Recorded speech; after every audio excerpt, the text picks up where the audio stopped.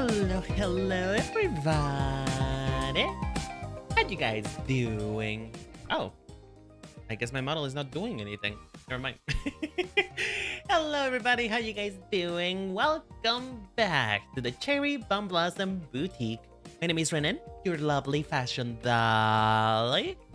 How you guys doing? What are you up to? I've been doing great. And let me tell you why. Shoujo is alive. Shoujo manga, romance, lips, literature has been revived. If you guys don't know, part of the thing that I like to do when I am not streaming and when I'm not working on content is basically just be full-on otaku animation. Primarily for BL. I like romance, I love romance. I like feeling something positive in my life that I don't get to feel that often, which is love. You know what I mean? And I don't know. Watching romance in generally makes me have a little tingly feeling inside. It makes me feel good. It makes me feel like everything can happen. Like romance is not dead yet. So, my start with this type of stuff was it wasn't really BL. It was actually like shoujo manga. And for some reason, recently, they've decided to adapt a lot of shoujo manga into anime. And rom-coms are more alive than ever before. Like, I feel so pandered to in a level that I haven't been pandered to before. Primarily because it's just... For some reason, romance hasn't been hitting the same recently. I don't know if it's because I've grown older, I am jaded, I am a lot more cynical than I used to be. So because of that, I don't tend to be like that interested into watching new things anymore. I am basically reheating nachos every once in a while. I feel like watching Frieren, so I just watch it again from the beginning to end instead of like finding something new that make me feel the same feeling. Because sometimes you just watch something new and then you feel betrayed and you're like, you know what? I don't want to see anything new anymore. Why are you saying exclamation point nut? There is not a nut button. There's not a nut button. I should really have one actually, but there's not a nut button. So unfortunately, that doesn't do anything. But hi DJ, how you doing, sweetheart? How's it going? Hope you're doing okay. But yeah, shoujo manga is alive. No. Shoujo manga is alive. Romance is alive. I feel good. And funnily enough, one of the animes that I'm watching right now, it's called Tamon's B-Side. I don't remember the Japanese pronunciation of it because you know Japanese animes, they tend to have really long titles. But yeah, I'm watching Tamon's B-Side, and when I tell you, I almost got pregnant whenever the main character kicked in, the main male lead. Because here's the thing, the premise between Tamon's B-Side, it's an idol who he's very anxious. It's an idol who's socially anxious, and honestly, it's a little bit kind of pathetic. You know what I mean? But his idol persona is this sexy fuckboy, will get you pregnant just by looking at you type of vibe, you know?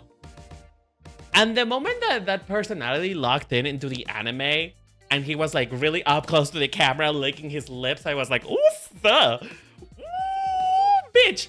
So like, I'm out here looking up for like the definition of imaginary pregnancy, which is a thing that can happen, and it actually can happen on men.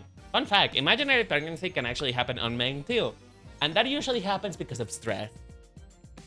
The reason why it happens, though, I don't know. No idea. It probably has something to do with the fact that most babies start up as girls, and then they develop into boys if they are meant to be boys. But for the most part, everybody starts as a woman. So don't let your dreams be memes. Don't let anybody don't let anybody let you outshine you in your femininity, because you were a woman in the beginning. You know, in the beginning there was woman, and then there was men. So women are first. So I love women. Anyway, what I was going to talk about. Oh yeah. So, Kat, I have a couple things to talk about the way that we're going to be doing the stream today, because it's gonna be a little bit different. You know what I mean? It's gonna be a tad different because this stream is intentionally gonna be turned into a video. You know, trying to work on the stream to video pipeline. And for me to do that, I want to facilitate the most easiest way to do it, right? So, while I am going to be talking about all the characters and stuff like that, I'm not going to be looking at chat. I'm going to be concentrating into what I have to say. And once I am done talking of the character, then we can actually have a chat. Normally, when I do these fashion streams, it's a lot more of a back and forth between me and you, because you guys teach me things and I get to know things that I didn't have before. But for the sake of the recording and for the sake of making this transition as smooth as possible, right? I need to not be distracted by the chat in itself. So you guys can continue chatting. I'm going to be looking at you, and I'm going to like be careful of like what you guys say, right? But I'm probably not going to reply until I am done speaking. Now, another thing that I am introducing to this particular fashion review is a timer that I'm going to have in my phone. As you guys know, I yap a lot. I am the Yapatron 9000. So, because I yap a lot, I tend to get very extended with the stuff that I want to say, right? And because of that, things end up being a little bit longer than they really need to be. I repeat myself a lot. There's a lot of things that perchance are not really that necessary for me to say. You know what I mean? So I'm gonna try to keep myself to a timer, primarily and only because I really just want to make this as efficient as possible. You guys let me know what you think about it, if you're able to. If you will please share with me what you think would be the best. Because you know, I just want you guys to have a good experience, while also I am maximizing the video making part of it, right? So do let me know if you like this better, or if you prefer for me to like be more active with the way that I interact with you, because it does tend to happen that it's probably gonna feel like I'm ignoring you a little bit, and I don't want it to be that way, because at the end of the day, the streams are meant to be more of a hangout time. But I'm going to try new things. I want to try new things, you know. So please do let me know what you think once we get started. All right. Another thing is that there is not going to be music. I'm not going to have music or background music, like background noise for that matter, except for whatever the game has. Because like I said, I want this to be a smooth transition. So it might be a little awkward. Well, as you get used to it, I invite you for you to put your own music. You know, put some K-pop, Demon Hunters. Listen to Golden. We're going up, up, up. It's our moment. You know what I mean? Put your own music. Put something that relaxes you. And I encourage it to be I encourage this to be second matter content. Usually, I am, you know, looking to engage you guys more. I'm looking to have more of a conversation with you and enjoy a good time together. But I feel like this is gonna be the prime example for second monitor content. You know what I mean? So, yeah. Is there anything else I need to say? Probably not. Let me think. Any other way that I'm doing this? Right. Also, I do want to clarify. I'm gonna omit this in the video because, you know, YouTube videos function a little bit different than streams. But I'm just gonna clarify this right now. I am not a big Marvel rival. I'm not a big Marvel fan. I know about Marvel because, I mean, it's kind of difficult to not know about it. You know what I mean? It's everywhere. Everybody has a Marvel fan somewhere in their neighborhood. I like the girls. Thank you. I like the men. You like the girls? I like the men. So we equal each other out. You know what I mean? Yeah, we equal each other out. I'll let you talk for the girls, and I like for the men. Although I would say most of the Marvel Rebels men are not really my type per se, because there's a problem. There's a very specific problem, and I'm gonna talk about it once I get to it. But there's a problem with the way that Marvel engages with characters. You know, Marvel engages with characters in a way that is everybody's pretty, everybody's gorgeous in some way, shape, or form. Everybody has huge tits, big ass, huge cock. You know, every character has something like that, right? So because we have that problem, I don't tend to find anybody of them particularly more attractive than the other, and so I tend to just be like, meh. It's okay. You know, it's like having cheese every single day. You know, El Guapo Ben. I am not interested on the thing, though. I am not for the thing. Oh, hi, Nova. How you doing, sweetheart? Thank you so much for the hydration. I appreciate it. I have guayaba. I have, I have Mao?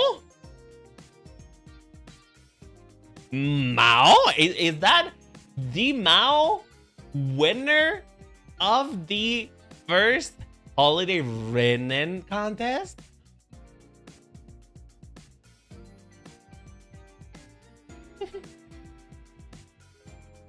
Guys, are we gonna make this a tradition? Are we gonna make this a tradition that people who were really active in the beginning of the year only talk about for like a month and then disappear for the rest of the year? Because honestly, that would be kind of iconic, you know? That would be kind of iconic.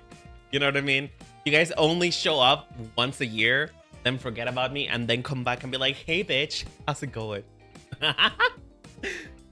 Look, some of the girls are hot and not because but not for me because of the whole mommy thing. I get it. I mean, the mommy thing can be a turn off, honestly. But yeah, I get it. But yeah, Mao, how's it going? I haven't seen you in forever. What is your New Year's resolution? Let me know. I mean, it's my college at fault, not me. I don't know if to believe that or not, but I'll believe you for now.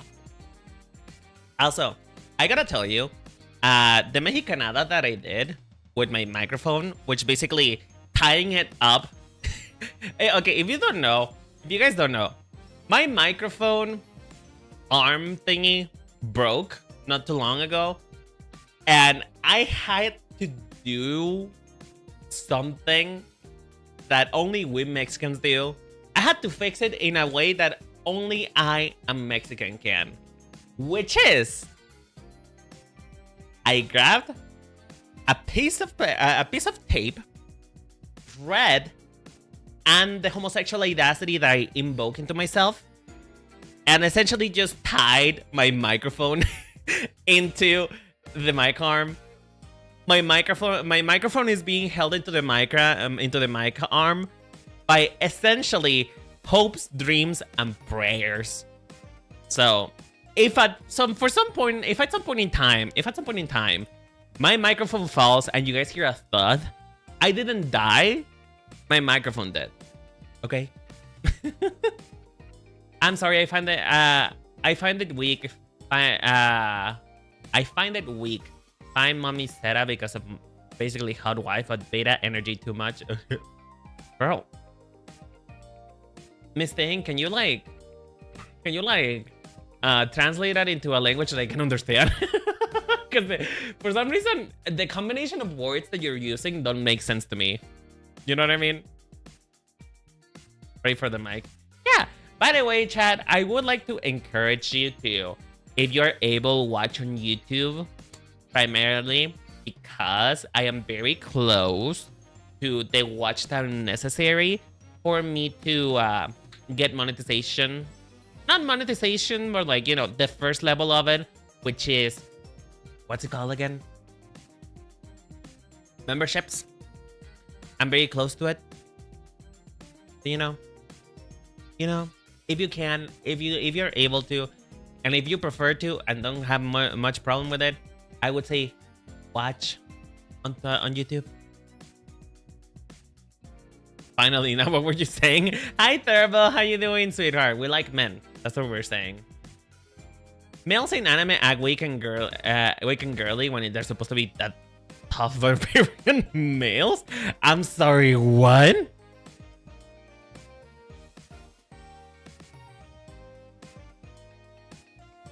I am... Okay, you know what? We're gonna move on from that one. I'm not gonna engage with that statement. I would encourage you to not make statements like that in the future that sound incredibly misogynistic, okay? First warning and last warning. Be misogynistic again. I dare you. See what happens. Alright? Anyways. Moving on from that. So, like I said, chat. This is not going to...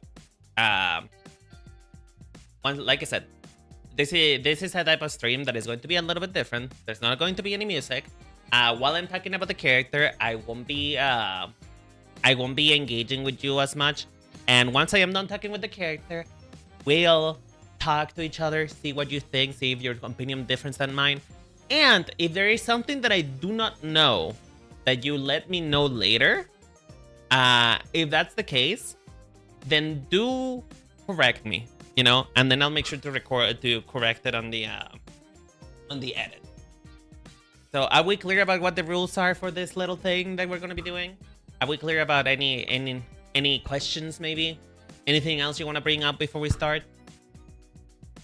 By the way, like I said, no music. This is going to be a little weird. No music at all. Lord.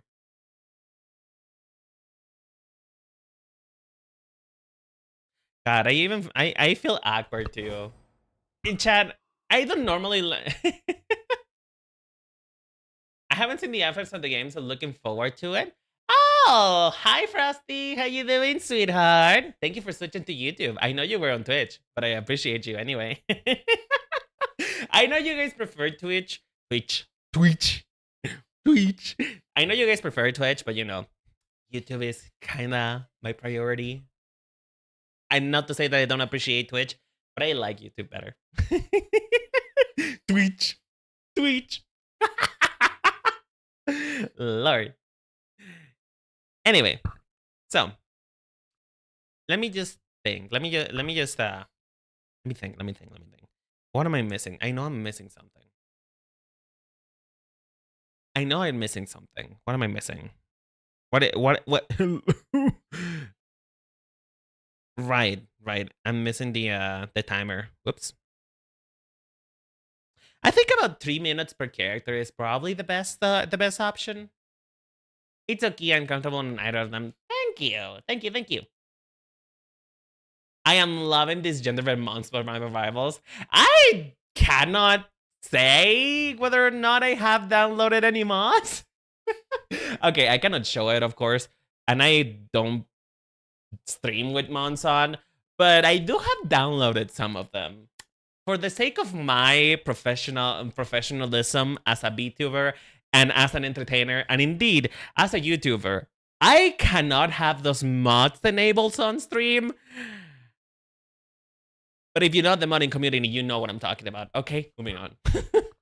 Yeah, so about 3 minutes per character is gonna do fine. All right, so yeah. Didn't gatekeeping the Reed Richards cake. I mean, it's a lot more than cake. It's a lot more than cake. And yeah.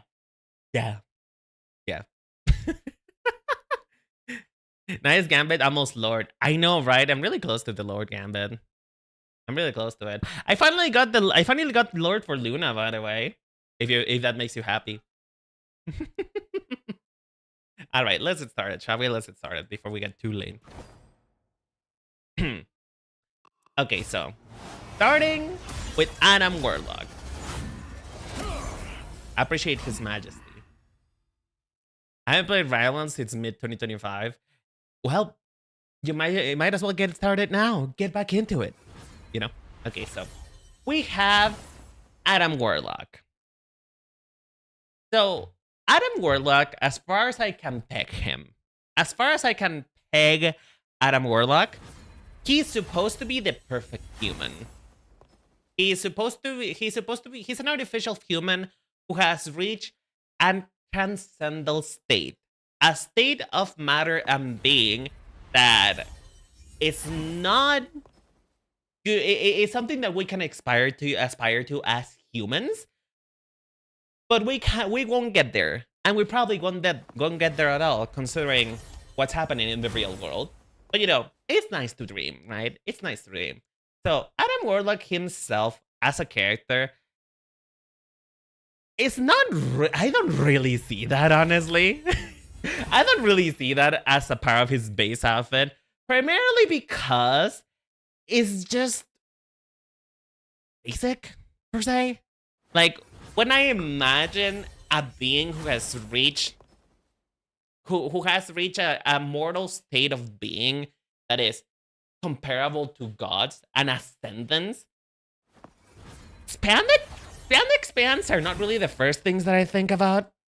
Honestly, it's not really the first thing that calls attention into my mind, and I'm having a hard time actually relating him to what his powers are supposed to be, which is cosmic power.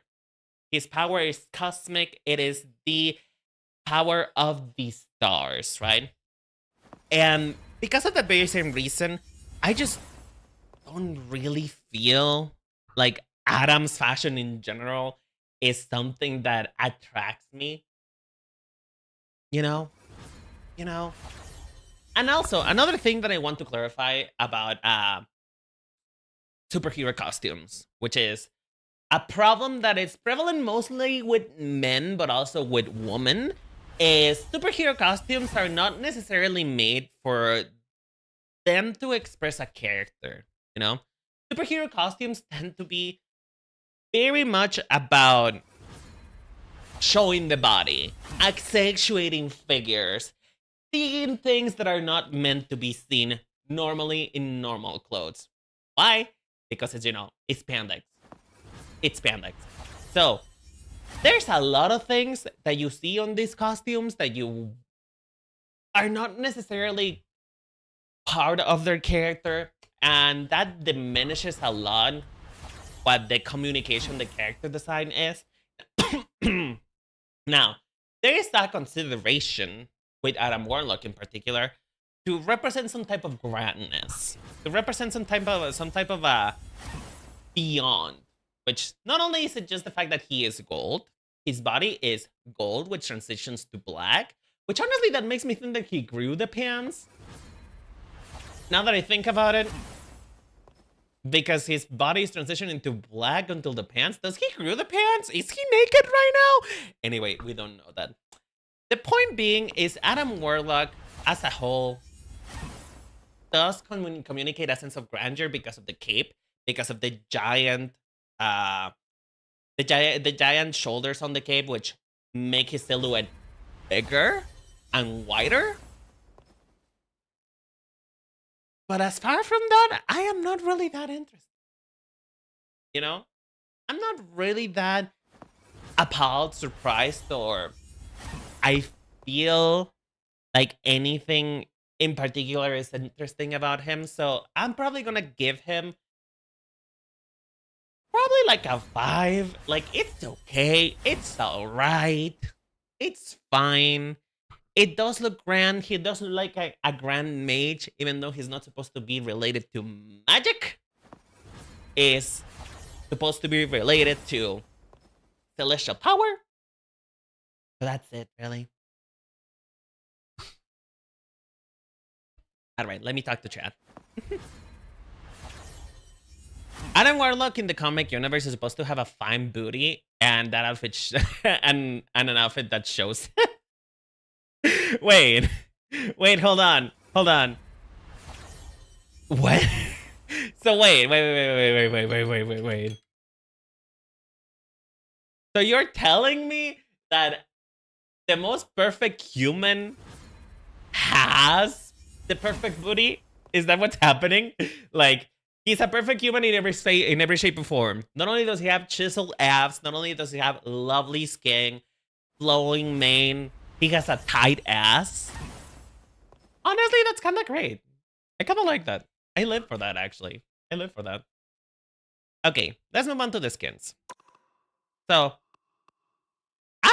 originally, I was going to narrow my scope to legendary skins. But Adam Warlock doesn't have any. Originally, when thinking about doing this stream, Adam Warlock doesn't really have any skins that are legendary, so I cannot apply this rule at all.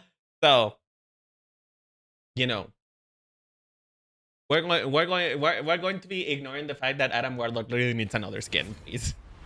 Adam Warlock really needs a legendary skin. Please, Marvel Rivals, I beg of you. Anything for the Warlock fans. Anything for the gays who like to play DPS with Adam Warlock. Please and thank you. Alright. Moving on to his fashion. You know? Moving on to his fashion, I would say we're going to be skipping these two. These two outfits we're going to be skipping because honestly, they're not really that pretty, and there's just 3 colors anyway. So we're gonna be skipping that. Now, another thing that I would like to talk about before we get into the skins is, I am aware that skins don't necessarily represent the character better. In fact, they tend to be alternative versions of the character. So, with the skin in itself, I'm going to focus my rating and the way that I talk about it. Basically how well does the elements of the base skin adapt into a new one, you know? For example, Adam Warlock, his main thing is celestial power. How does that translate into other skins? How does that and also I'm gonna rate it for how good the costuming is. Like how much more creative it is, because otherwise it's kind of hard to rank skins based on lore, you know. I have him on lore. Oh hell yeah! You need to get Gambit on lore too. Why only Gambit not? Why Gambit not? That's kind of mean of you, isn't it? Oh, Adam Warlock is bi? Does that mean that I can buy a Marvel comic of Adam Warlock and see him having like full yaoi moments with men? Can I see Adam Warlock fucking and it not having be on Rule 34? That's actually kind of fire. All right, let's move on, shall we? Let's start getting into the skins. The skins are gonna be faster. He was close to a relationship with Thanos?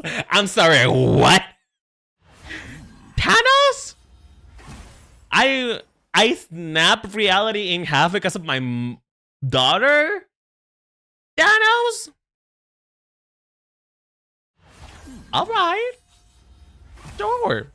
Okay. You know what? Whatever floats your boat, Adam. Whatever floats your boat. You know what? Purple and yellow look good together.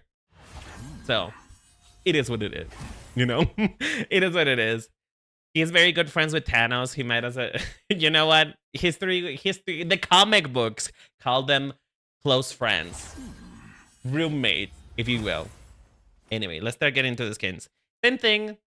I'm probably gonna be... I'm gonna do like lightning round with these, just because I don't want to take too long with the skins. So we'll see how we do, okay? Alright.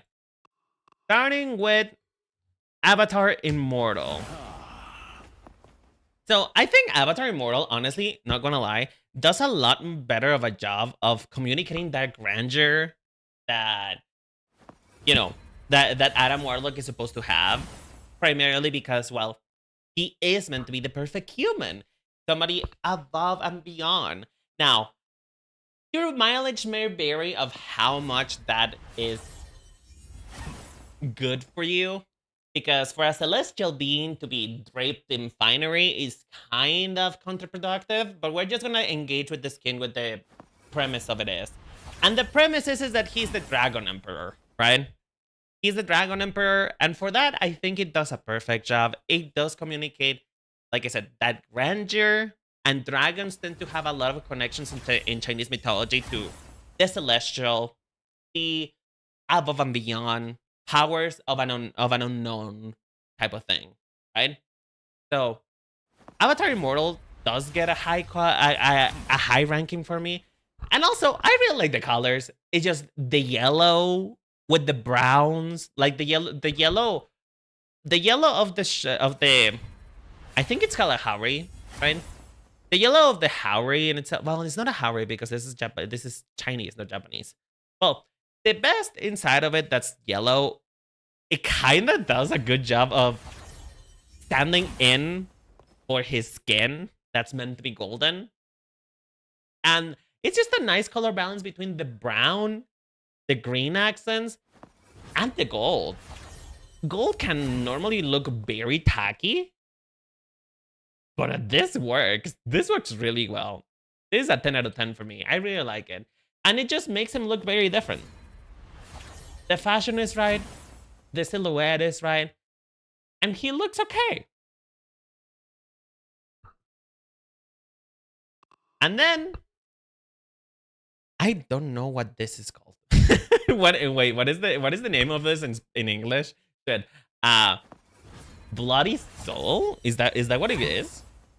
Chad, can you correct me what the name of the skin is in English? Is this Bloody Soul? Because that's a direct translation. You know what? Let me just change the language. I should have done this to begin with. I should have changed this to begin with, so give me 1 second. Let me change the language. Meow. Wait, where's the language thing? There.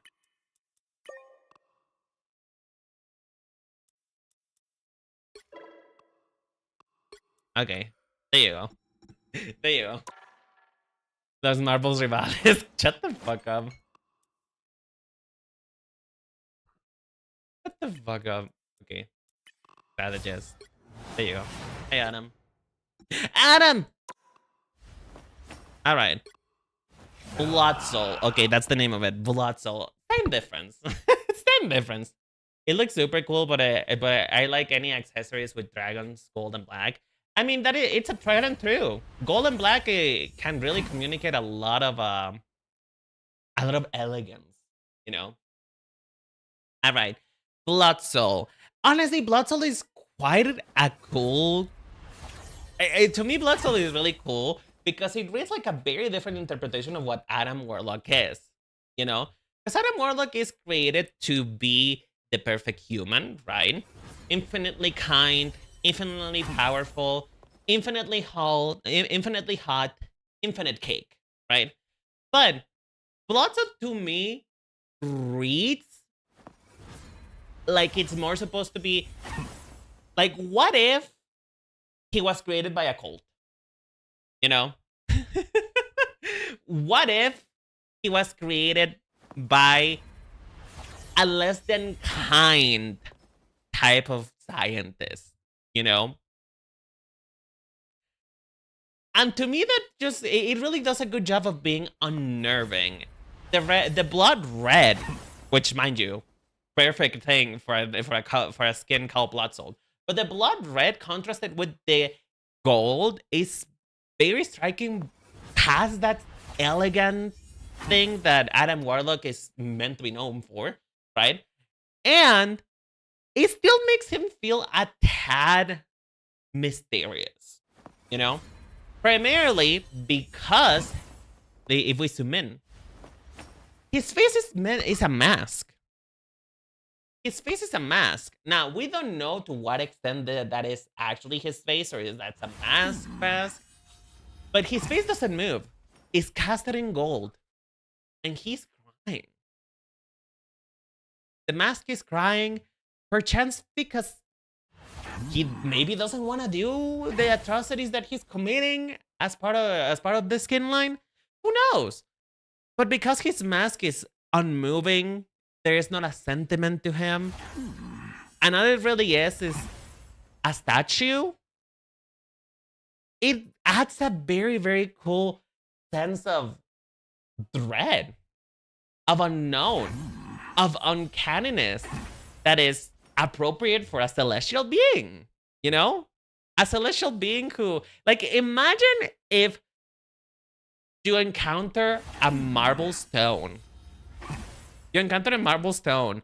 It's perfect in every single way, but you find that its hands are bloody, and then it looks at you with a stone cold expression, no rage, no bloodthirsting, no anything. It's kind of terrifying, isn't it? But I think Blood Soul does a really cool job of recasting that mysteriousness, that otherworldness that Adam Warlock has into a creepier sense. The whole vibe of his character is being changed gives it some flavor to me. I know, right? I mean, like I said, Skins in Marvel Rivals tend to recast the character into a different context, and sometimes they change the character a lot. So, I think this is a quite a cool reinvention of him. Blood Soul does look good, but at the same time, they put a mask on Adam to hide his face. So I mean, as far as I know, Blood Soul is an original.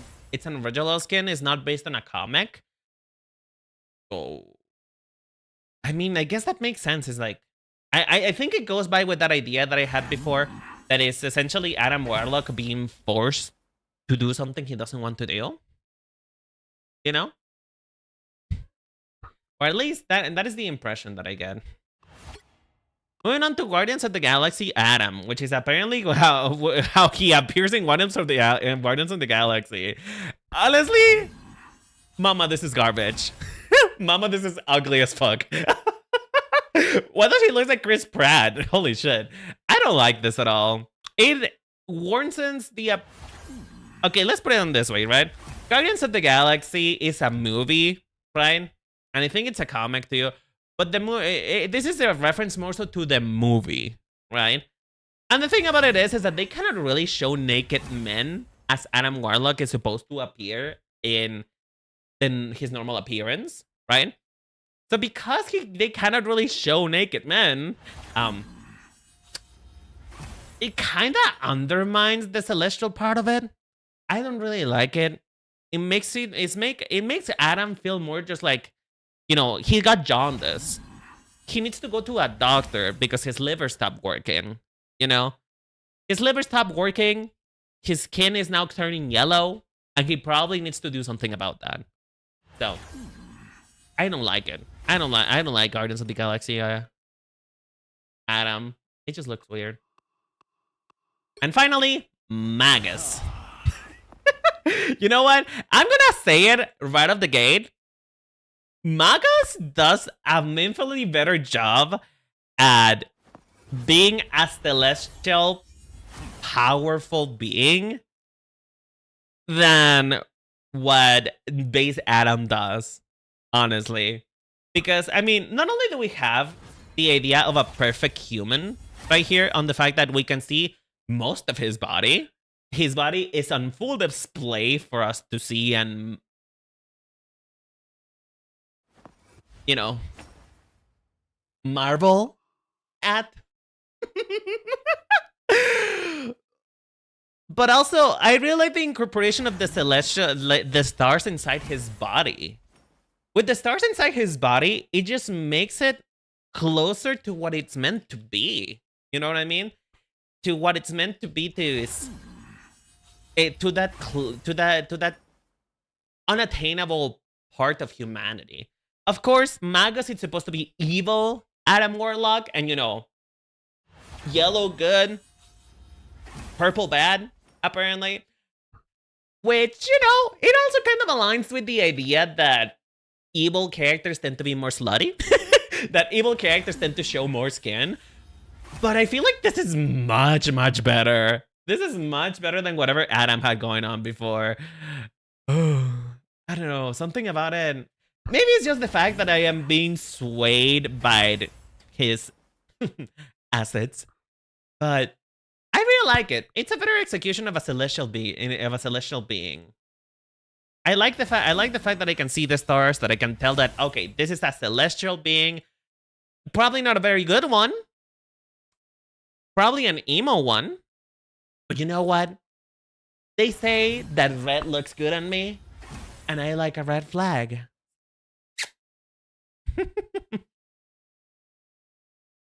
Magos, his first design was just Adam's cheeks out, but he had an afro.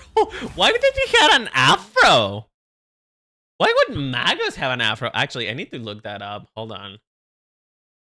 Adam Warlock Magos.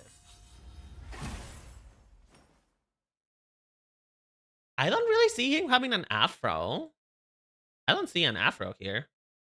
You know what I see? A lot of the comic appearances that I'm looking at right now is very much Dracula. Very much giving Forever 21 emo. The afro contains its evilness, and the Loyan Cloth contains its secrets. You know, definitely the most space theme, and the purple and white reminds me of my profile picture though. Twinning, oh hell yeah! You know what? Great minds think alike, and clearly you think aligned with Marvel Rivals. God, that audio of yours is absurd, Adam. Sorry. Sorry, I got very distracted. Men. I like men. Men are good. I like men. Anyway. Okay, let me see. Also, when you guys want me to look at something on Discord, I'd say post it here. I'm gonna tag you, Yavo. When you want me to look at something on Discord, go into Renan's fashion show and the Look Here stream. The look here stream channel is for me to be able to look at directly, you know. Next week Adam is getting his first legendary. Damn, I should have waited. I should have waited to make this stream, huh? Well, anyway. Ew, he did have an afro. That's gross. Gross. What the hell? He looks so bad with an afro. I prefer this early 2000s, late 90s, emo skater boy look. I prefer this hair. I prefer this hair much better. All right, let's move on to. I want to skip the queue. I ain't gonna lie. I want to deliver into the promise of the stream easier because the stream title and you know the thumbnail does promise Luna Snow. So let's get into Luna Snow next. Let's get into Luna Snow.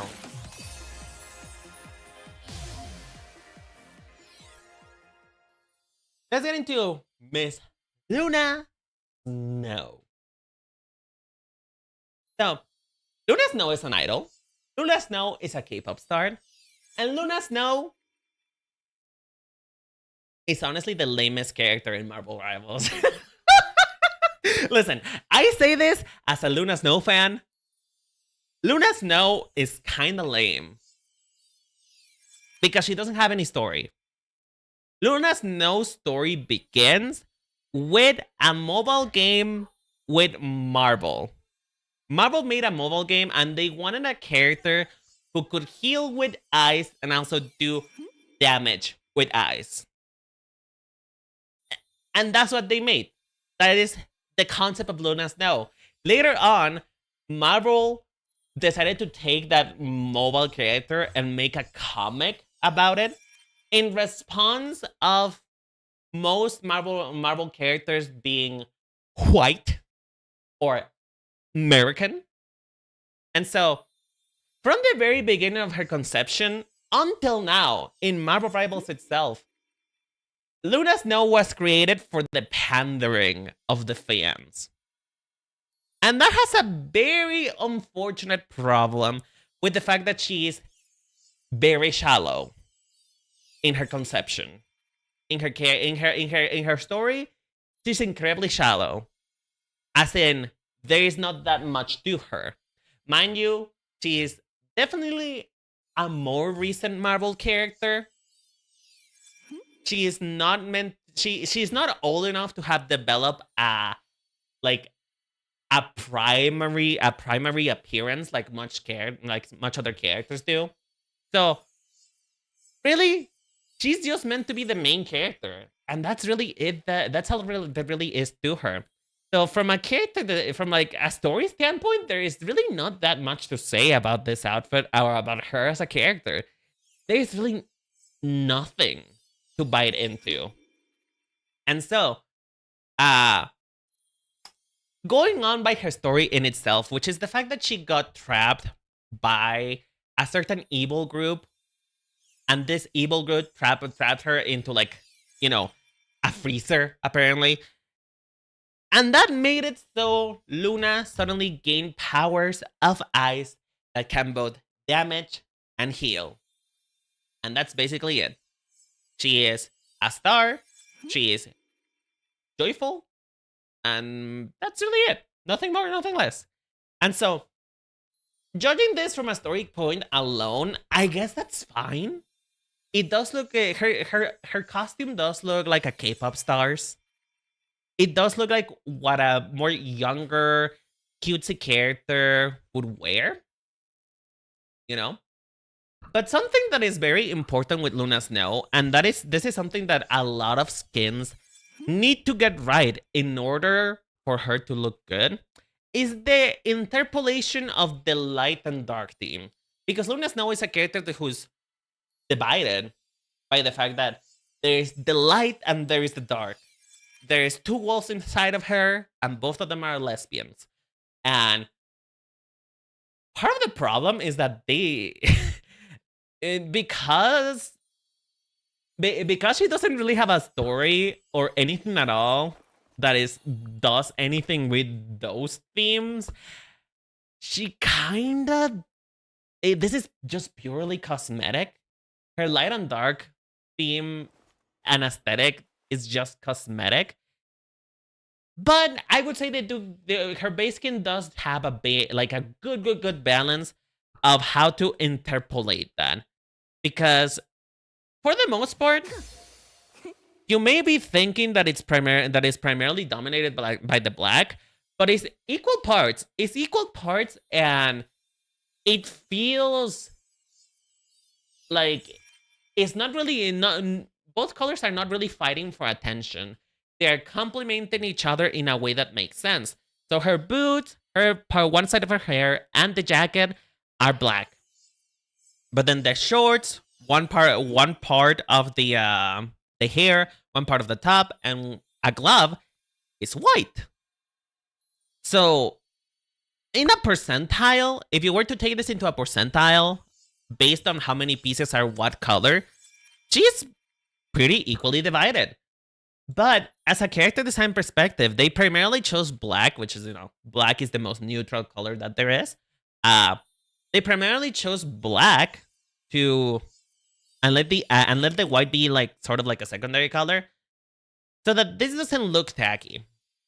And this is the problem that most of her skins have, that it looks tacky as fuck. Most skins in the earlier states in Marvel Rivals, they really didn't know what they were doing with her skins. So, overall though, Luna Snow herself gets an 8. Fairly good score, because as shallow as she is, as basic as she is as a character, her style is completely fine. They mix the light and darkness pretty well into the outfit. I can see that she's a nice character just by the fact that she's primarily blue. And, that sentimentality of duality is very present, and it's very well executed. Now, I wish that they did something a bit more with the fact that she's a tomboy. Like, okay, listen. Luna Snow as a character is a very feminine character, of course.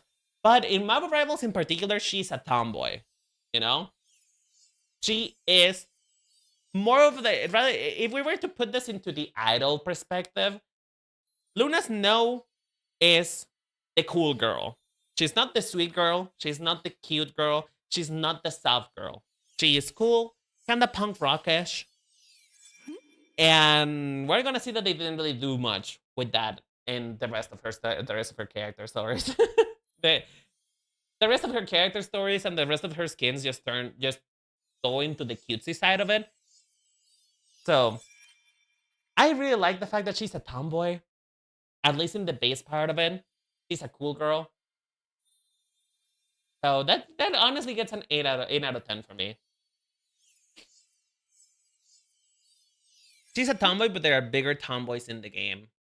Who else besides her is a tomboy? Literally every other character here is like every other female character aside from her are very much just like girly girls.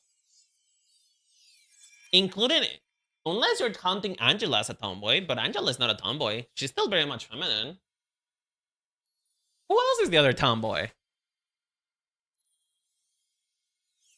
Who else is the other tomboy? I'm really interested. Who else is the other tomboy? Okay. Also, please don't judge me, okay? Please don't judge how much money I've spent on this game, particularly for her. Listen, Luna Snow might be really shallow, but she's my favorite character in this fucking game. So, you know what? I'm a hypocrite. And what about it? Emma and Angela. Oh, girl, you don't know what a tomboy is. No, that's not a tomboy. I'm so sorry, Pablo. That's not a tomboy.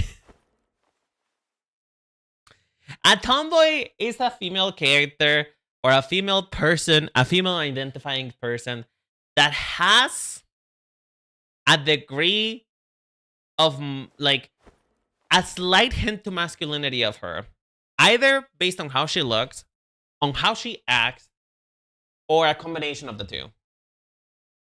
Emma and Angela are not tomboys.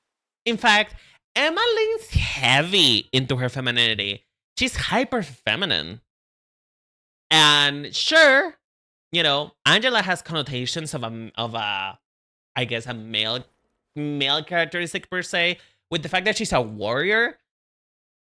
But still, that's not enough to call her a tomboy. A tomboy is a very specific vibe, which Luna Snow does deliver on, you know?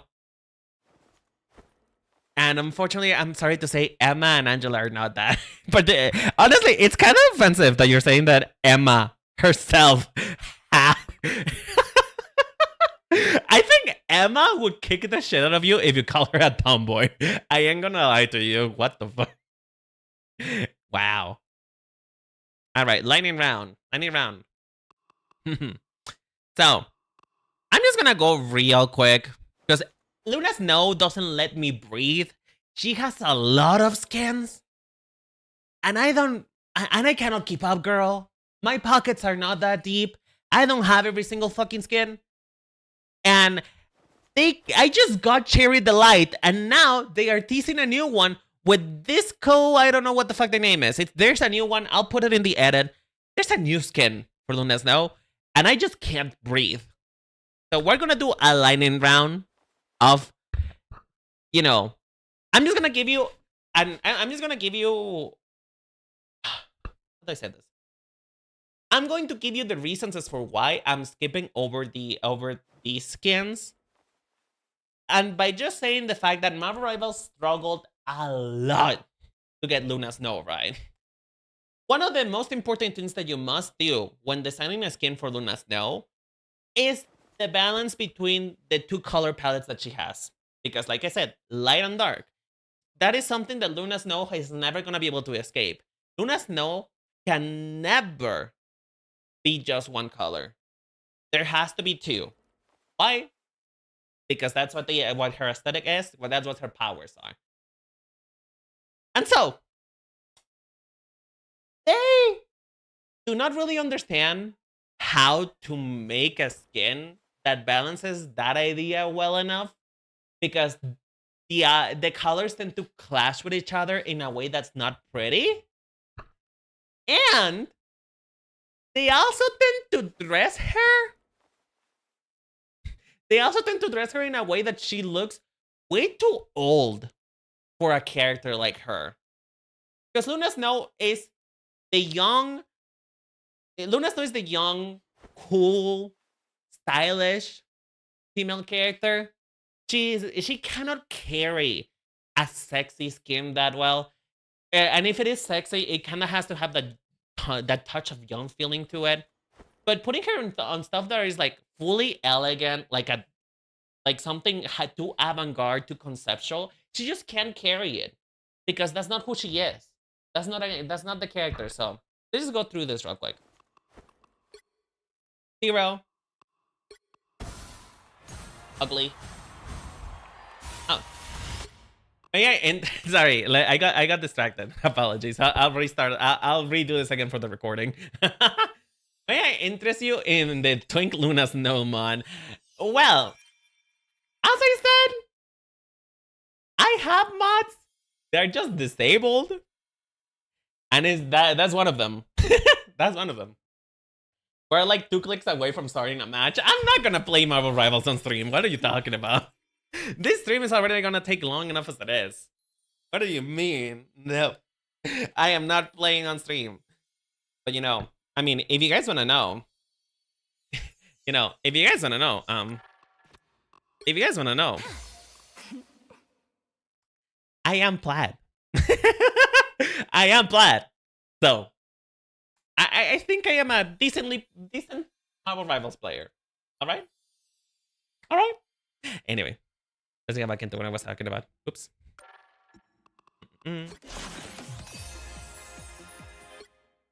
So Luna Snow.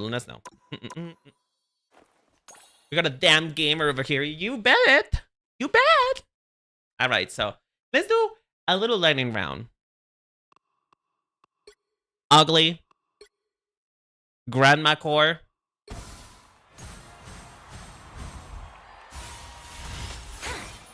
Wish I could skip this intro, but it doesn't let me. And miss potential. And a disappointment, if you will. So let me just start talking about Mirai real quick. I'm not gonna spend too much time on her because she generally has good skins that do this thing better. But goddamn, Mirai 2099 is a disappointment. Not only because it was her first pink skin, and I don't know if you know anything about me, but I love pink. But the fact that it's just ugly, bitch. It's ugly.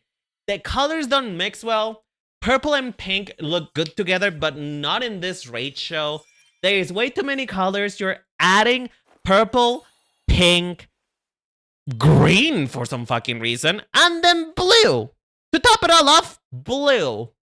As if you need to know that Luna Snow as a character is a nice character, so she needs blue. I don't know. All of these elements, textures, we have one arm. We have one arm that is a holographic transparent mesh. We have a sequence. I don't even know if that's qualifies as a sequence, but like a disco ball pattern, lines, a hexagonal pattern on her pants. And it's just too much. It's just too much. They cram everything onto this skin. And it ends up looking like the skin doesn't know what it wants to go for. Because that's another part of the skin that doesn't make any sense at all. They are stuck in between wanting Luna Snow to have this young, youthful feeling for herself and wanting her to look mature, to look professional. But it just doesn't make sense for Luna Snow to be that way. Because that's not who Luna Snow is, and this is not what she would wear. Luna Snow wouldn't wear stuff like this. She just wouldn't. It's too mature. It's just too mature. I thought I was going crazy for disliking this game, but everybody was raving over it. Okay, listen. What this skin does have going for it is the fact that it's a cool concept. It's a cool concept. Where I am highlighting that word. Concept. The concept of a future Luna Snow, a Luna Snow who's much more experienced, who has a lot more control of her powers, who uses her powers in the stage as a way of like presentation, you know, with the holographic things being as part of her power.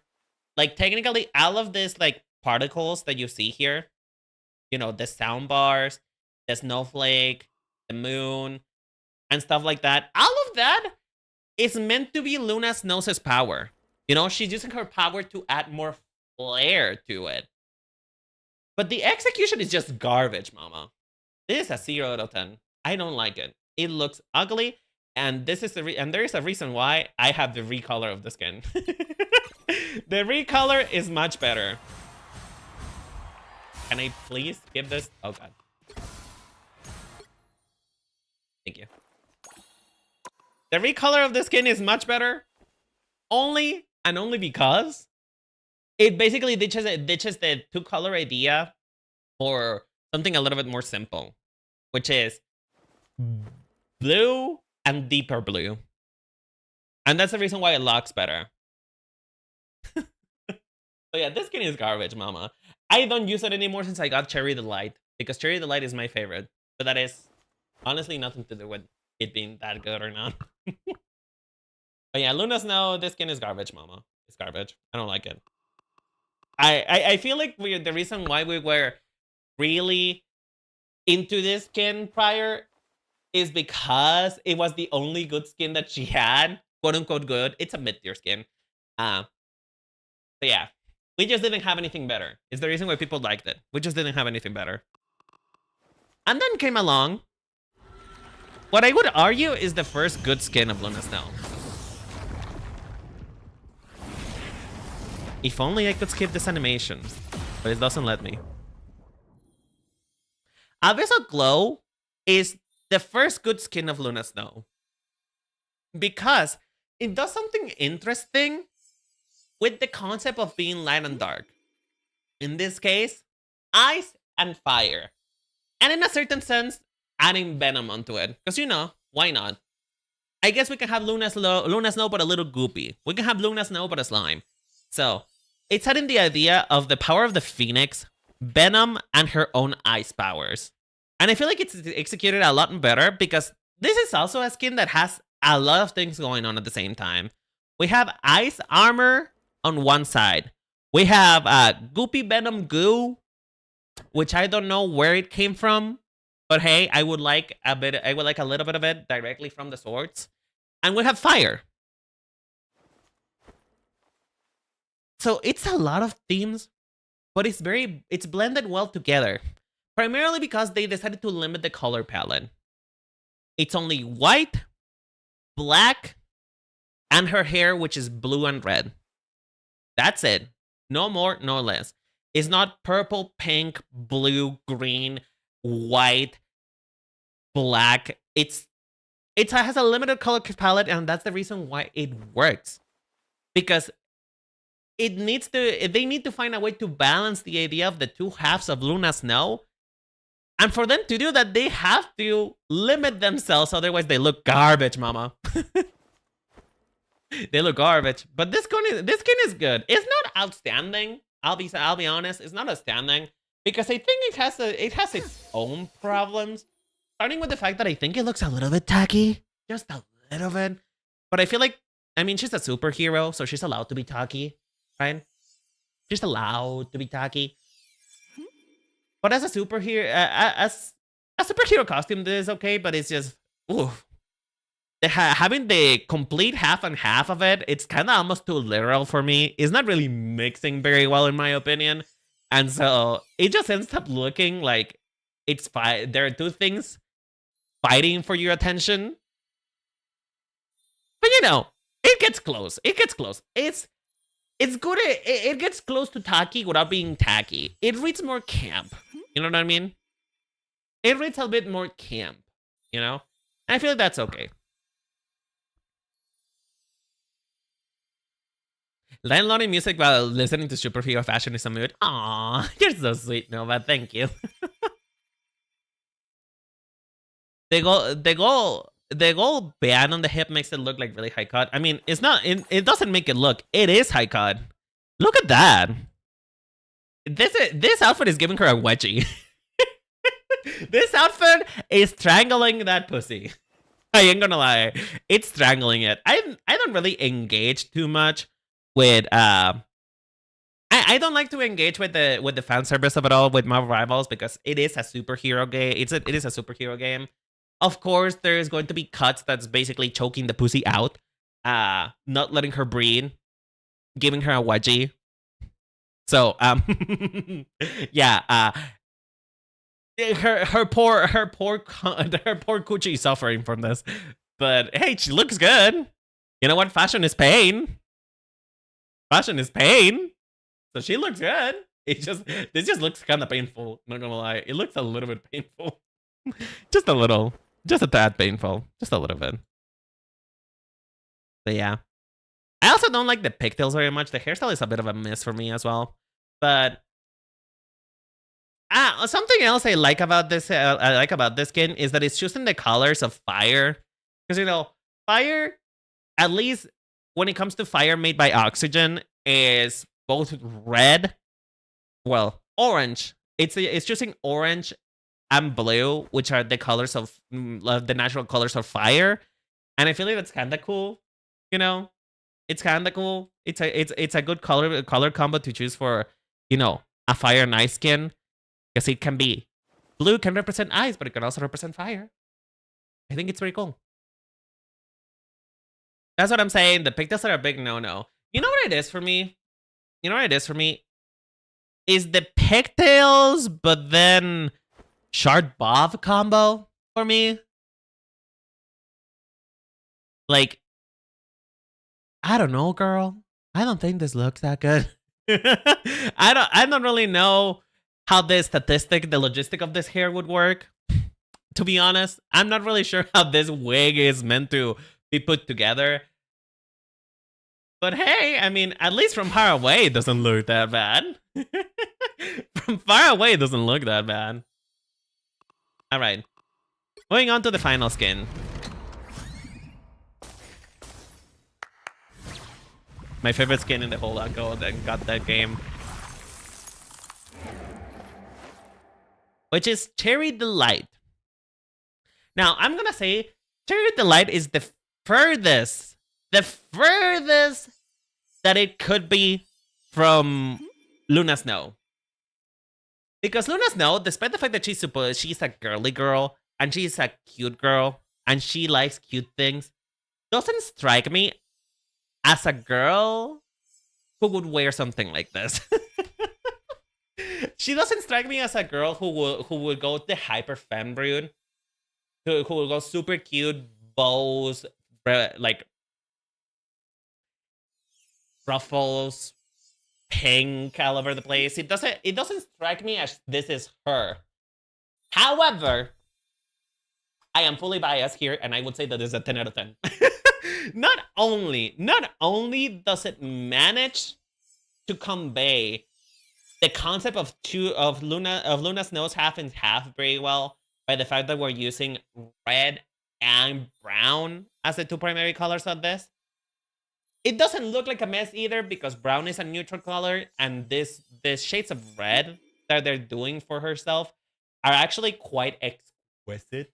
They do look like a red velvet, which, I mean, this skin is based on a cake, and it's just the fact that it achieves a very good balance between the light and dark part of her. The red and brown just complement each other so well. They flow into each other, and it just doesn't. It manages a really well balanced look that no other skin has other than her base skin. And for that reason alone, I think Cherry Delight is great. But also, I must recognize that this is appealing specifically for me. This skin is for me. It's for me. It's not for you. It's not for you, and it's definitely not for you. But it is for me. Look at those ruffles, mama. Look at those ruffles, those bows, the pink hair, the pink eye with one heart. This is just made for me, good. This is made for me. And I will not be taking any criticism of this time. So yeah, overall, Luna Snow is struggled a lot to find skins that actually suit her, but it's a good skin. What can I say? It's a good skin.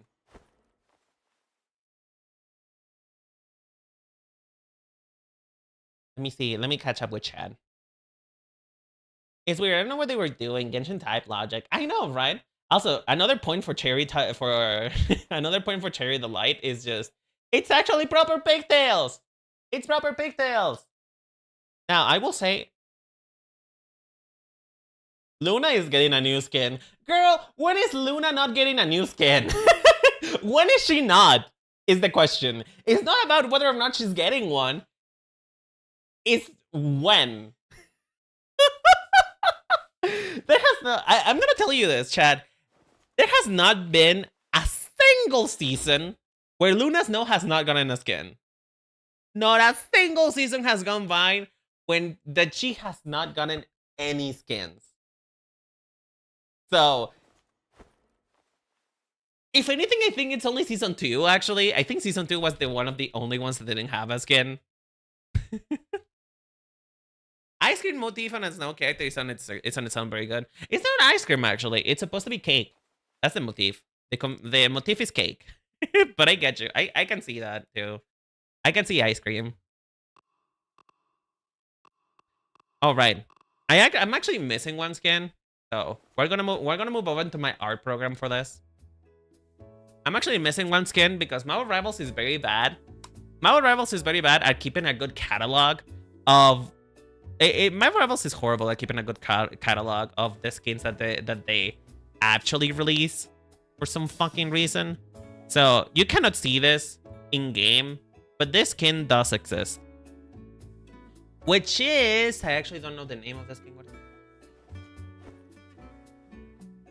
What is the name of this skin? Hold on. Cool Summer. That's the name of the skins. Cool Summer. So I know I said that Cherry the Light was the first time where they actually managed to mix Luna Snow's colors very well. But that's a lie, because it was actually Cool Summer.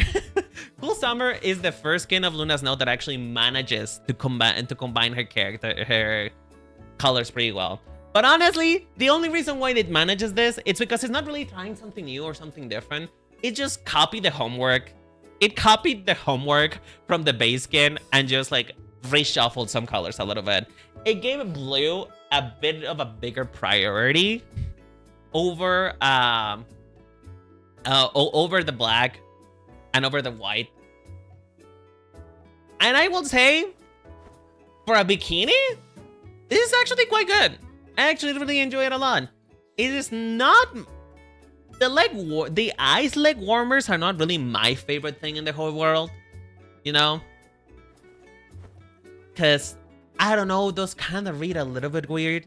Like, I know it's supposed to be ice, and I know it's supposed to, you know, recall like late 90s summer look, right? But because they look like socks, it just kind of feels icky. Like, it makes me think of like, you're going in the water with socks on? Really, girl? There's really not much fabric to work with anyways. Yeah, you're right. The fabric doesn't do anything. So, I mean, listen, for what it is, which is a summer skin that doesn't really, that bikinis cannot really be more than what they are. They tend to have a look for a reason. It looks good enough. I think this is a solid 8. It looks good enough.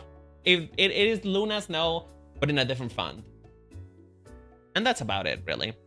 That's about it. I don't really have that much to say for this skin because there's not much fabric anyway, as you so eloquently put it, Mao. But yeah, I honestly want to get your opinion, Chad. Your opinion on this skin. How do you feel about it? Because I feel conflicted. On the one hand, it manages to do what Luna Snow is setting out to do very well. But at the same time, I feel like it looks kind of messy in its construction. It looks like it doesn't feel like there is any sense as for why you would put it on. But I mean, I guess it's okay. I guess it's fine. Chat, my female identifying audience, if you guys don't mind talking to me for a little bit, would you wear this? Like, would you put this on? Is this a cute fit for you? Because I feel like it would be like I feel like you're like 2 steps away from showing lips. I feel like one false move and you're giving a, you know, gynecological education to anybody who's in front of you. I actually, beaches are not supposed to have a dress code per se, but I'm pretty sure that they don't want you to show lips, if you know what I mean. So, my female audience, would you be comfortable wearing this? Is this a thing that you would enjoy? I don't think you would, but I'm curious anyway. Let me just take a little bit of a break. Let me drink some water. You know, oh shit, that's the wrong thing. You know, the rest of these are gonna go by a lot faster because Luna's no because they don't have big. I'm not a huge fan of the blue lipstick. Really? You don't like the blue lipstick? The blue lipstick? I actually really enjoy it a lot. I don't know. I like odd colors of lipstick because they look really cool to me. But I can see why it's a little bit off-putting. I can see why it would pop you. Wait, doesn't base Luna Snow have blue lipstick? Oh no, she doesn't. I thought she did. Weird. I really thought she had blue lipstick on her base. Well, it is what it is. I don't know. I don't mind the blue lipstick too much. I feel like it looks cute. I feel like it feels more alternative. It feels a little bit more rebellious, which is basically what the concept of Luna Snow is. For the skin itself, it looks pretty good. I will change the leg accessories. And I would wear it if it was in a place with no family or people around. So basically, you would wear it in your bedroom. Basically, you would wear it in your bedroom and bedroom only, not anywhere else. All right, let's go back up to. Now that I have fulfilled the basis of the. Now that I have fulfilled the promise of the thumbnail, let's go actually in what's it say? Alphabetical order. I don't know. I went to Luna Snow first because she was gonna take the longest, and I think I don't know. I feel like I feel better. I feel better passing around. I feel better going into an alphabetical order. So Cloak and Dagger.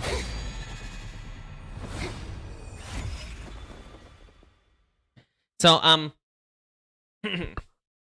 if Luna Snow is the lamest character in history, in the story, Cloak and Dagger are the lamest characters in costuming. Because this is lame as fuck. This is lame as fuck. Okay, listen. I am not that familiar with the lore between Cloak and Dagger. I feel like they're a bit of a niche character, at least for me. I don't know them that much. However, I am aware that Dagger in particular, which is the one who's basically wearing the costume, because Cloak is a cloak. There is not really that much to judge there. Dagger herself is meant to be a gymnast character. I'm not really sure if she's actually a gymnast. I don't really know if she's actually like that's what she does in her like free time. But I know that in the media that she appears on, she is athletic, you know? She's meant to be very much this character who moves around a lot, who does acrobatics, who's flipping around all the time. But where is that in her costume? I mean, sure, a spandex suit really does do something, I guess, to incorporate the idea of somebody who needs to move. But then again, she has wedge platforms. You know? She has a platform wedge heel. So, like, I don't know. I don't really know how much to trust the idea that this is meant to be her gymnast costume. And for that matter, a gymnast costume is very elaborate. The gymnast costumes are performance costumes. They are meant to look flashy. They are meant to look grand, and they're supposed to allow you to move. This only does one thing, which is allowing you to move. So it's just kind of lame. For if you're introducing a gymnast character and is that there is no sparkle, there is no flair to it. It just kind of looks eh. And the other part of it is just the fact. The other part of it is just the fact that she has a jacket, sure, but the jacket doesn't really do much to break her silhouette. The jacket, in fact, it kind of looks bad in itself because for some reason they decided that this jacket is going to be vacuum sealed to her body for some reason, and you're gonna have socks. You're gonna have sock boobs because the jacket is hugging. It's hugging her boobs in a very weird way, in which it just looks like it's vacuum packed, vacuum sealed. She put a stitch on it, and it just looks weird. It looks weird. It does nothing to break her silhouette. It doesn't look cool. It looks ugly. It just looks ugly. And once again, if we're going with the idea of, okay, you know what? Maybe it's because she needs to be moving around and she needs some protection from the elements or whatever. I don't know. I feel like you're undermining that idea, you know? I feel like you're undermining that idea by giving her heels. It's just weird. I don't like the base appearance of Cloak and Dagger. It's just, for a cool concept, it just kind of looks bad and lame. Bad and lame. And like I said, Cloak is just a Cloak. There's not really that much. Honestly, between both of them, Cloak gets a 10, she gets a 0.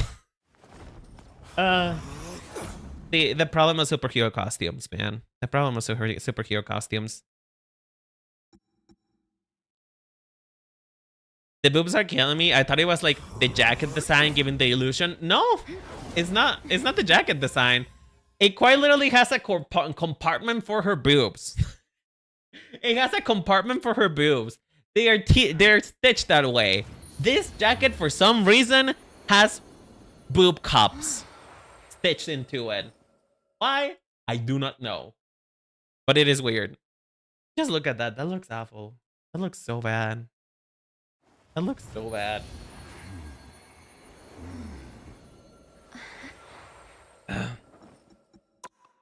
Now, let's go to the cosmetics. I'm gonna do a little quick running round. What have I walked into? Hi, you're walked into the fashion review of Marvel Rival characters. Because a lot of people asked me for this actually. When the game first came out, a lot of people wanted me to do fashion reviews of Marvel Rivals. And the reason why I didn't do it is just because it looked, I'll be honest, I'm not really that interested into superhero costumes, superhero fashion, because they all tend to be this. That's the problem. Superhero costumes all tend to be this. And they like body condoms that don't make any fucking sense. You know? So like, I don't know. It's just I didn't want to do it because of that reason. But they have introduced enough skins that feel good enough for me to try. You know, feel good enough for me to actually talk about, you know? But right away, hi Liv, how you doing, sweetheart? Hope you're doing okay. That's what they are, though. That's actually what they're called. It's a bodycon. It's a bodycon suit. That's it. That's actually the technical term, bodycon. If you ever ask a tailor to make you a really close suit, and what you want is a spandex suit, what you ask for is a bodycon. Standing for body condom. That's the technical name of it. Sorry, I'm drinking water.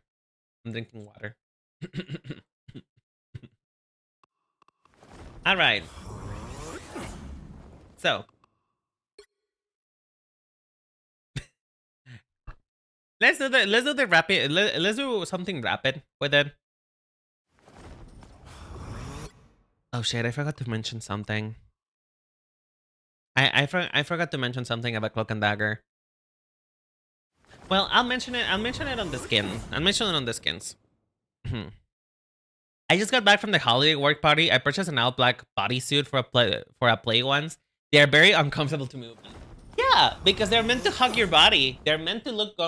Bodycons are meant to look good only on pictures alone. They don't feel right. And I'm gonna tell you this. If you know anything about something that's supposed to be that close to your skin, you know you're coming out sweaty. You're gonna reek. There's gonna be body odor lines emanating from you, cartoon style, because body condoms don't breathe, and you sweat, and sweating is gross. Let me just take a little bit of a break. My voice is kind of hurting, and we're only like 3 characters in, and we're almost 2 hours in. I love that. I should have continued to do the whole thing with the I had a timer and then I forgot to keep putting it on. I was supposed to have a timer for me to be timely about this. And well, I kind of threw the timer out the window when Luna Snow came in. So let me just have a timer again. Let's go. So a very interesting interplay that Cloak and Dagger skins need to solve is a very similar thing like Luna Snow, which is the light and dark theme. In this case, instead of being in one character, it is combined into two.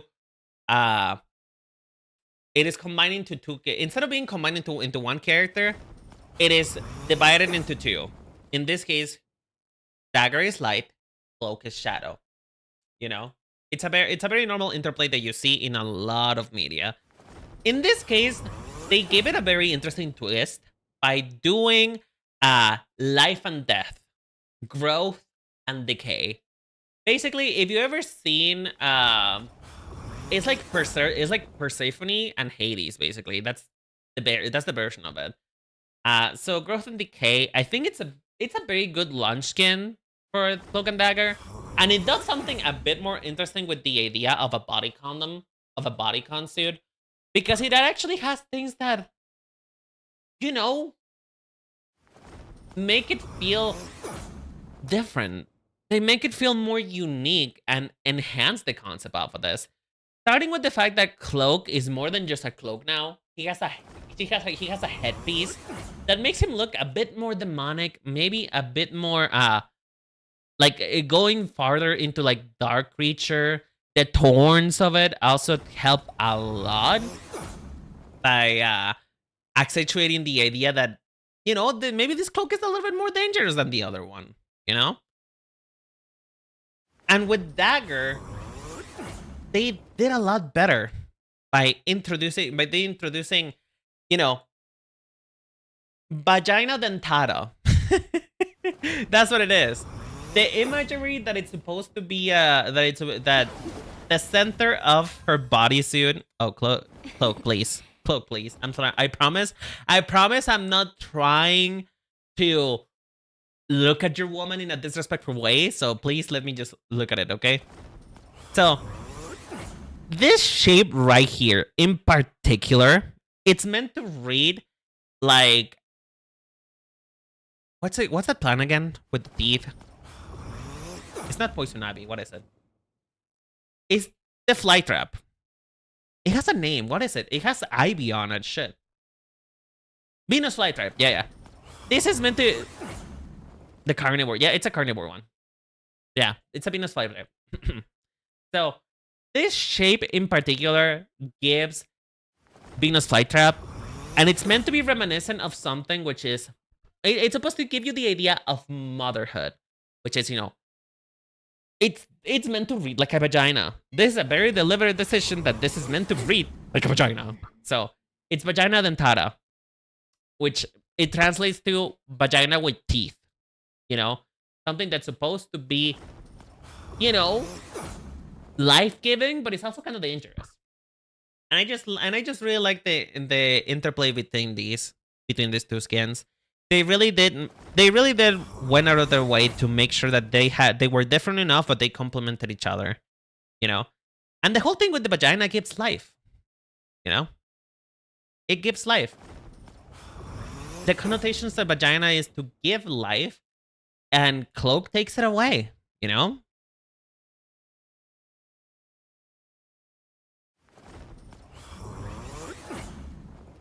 Oh, sorry that I'm talking so much about vagina, but I mean, it is true. Like, it's growth and decay, life and death.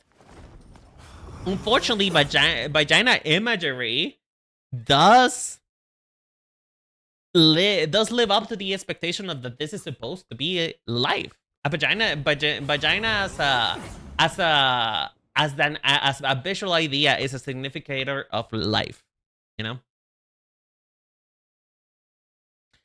Oh god, I feel like I'm gonna have to re-say this. Okay, chat, I'm gonna do something for the recording of this video because I feel like I struggled to get to the point of what I wanted to say. So I'm just gonna repeat this part, okay? I'm gonna repeat real quick without too much pause what I wanna say for Cloak and Dagger because I feel like it was a bit all over the place. So let me just repeat, okay? This is for the recording, all right? For the recording.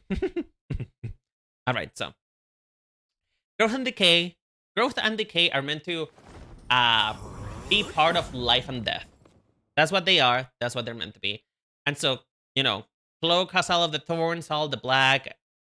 It has branches coming out of his head that are kind of desiccated. They look dry. And Dagger, on the other hand, literally has a vagina. She has a vagina because this shape right here, that if you want to see, if you have an imagination, like a very wild imagination, is meant to resemble vagina dentata, which it translates to vagina with teeth, which is meant to be a metaphor of life. Vagina, the imagery of a vagina in itself, it's a signification of life. It means life because of what it's related to, giving birth. And the part of the dentata part, you know, the part of teeth, is that it's supposed to be dangerous. So it's meant to give you the idea that just like life can be dangerous just as much as death, you know? And it also closely, it kind of gives her a more of a closer relationship with Cloak in this skin, because Cloak has a lot of turns on his body and it's meant to look aggressive. And so is Dagger. Dagger is supposed to be a foil of him, life and death. So I think this skin works really well. Vagina dentata being a metaphor for life and sounds so poetic. It's because it is. I'm pretty sure. Where was the first mention of that? Vagina.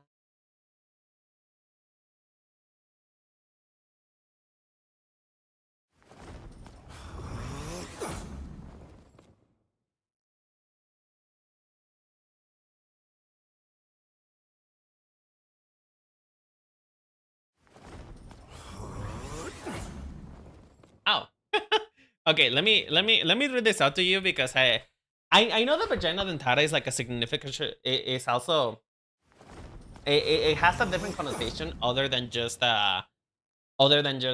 life, right? And that's what this is what it says here according to Wiki. Vagina dentata is Latin for vagina with teeth. It is the name with that describes legends in which legends in various cultures in which it talks about women that have vaginas with teeth, with the implication that a sexual relationship ends with a castration of men. These legends were said with the idea to prevent relationships between to a woman you didn't know.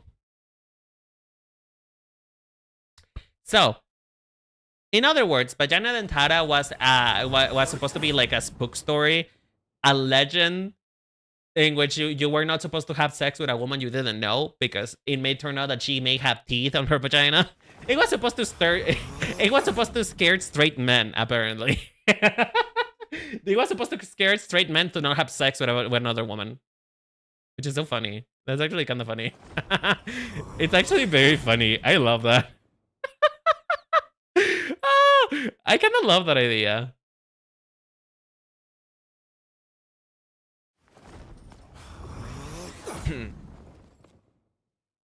Take it for one of my IOCs if you don't mind. I mean, take it. Take it. It's not my idea.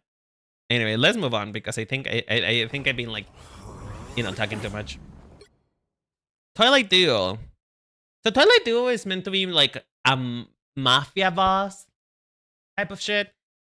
And I'll be honest, it doesn't really read. It doesn't really read to me as a good interplay between light and darkness. Because if anything, what this is meant to be with both of them being mafia bosses is that Dagger is probably the more merciful one, and Cloak is the more like brutalist one that would cut you type. You know, because mafia in particular tends to have this idea of power via acts of brutalism and displays of power via fancy clothes. But this doesn't really read like it to me. Particularly Dagger's outfit, it reads very basic. It reads very much like a Michael Jackson performance, a Michael Jackson impersonator. And this just doesn't read opulent to me. It actually kind of reads a little cheap. And Dagger himself, rather than look like a powerful mafia boss, it kind of reads a little bit pimp. And I think it's the purple. I think it's the hat, actually. It's the hat. It's the fedora. The fedora makes him read like a pimp. And to me, this has a different connotation that he's pimping out Dagger. And so it just doesn't work for me. And also the fact that Cloak cannot support having actual clothes. Cloak looks ridiculous if you try to put clothes on him. So it just doesn't work. It doesn't work. If anything, what I would have loved for this skin is that they get rid of Cloak's outfit and they just let him be a jacket for Dagger. I feel like that would have been a better execution of this skin. Just remove Dagger's jacket and let Cloak be her jacket. Let him be the accessory that protects Dagger. And maybe that would even go better with the idea of a mafia boss. A mafia boss who has a boyfriend who's basically an accessory. You know? I don't know. This is kind of ugly. I don't like it. We have dance partner.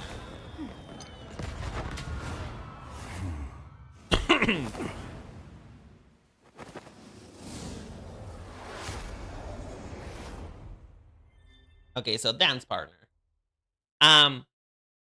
Honestly, as an I don't really know how to say this in a way that's concise and, but I feel like this is a better execution of the base idea of Cloak and Dagger. Obviously, of course, that in this case, Dagger is wearing the darker clothes and Cloak is wearing the lighter ones.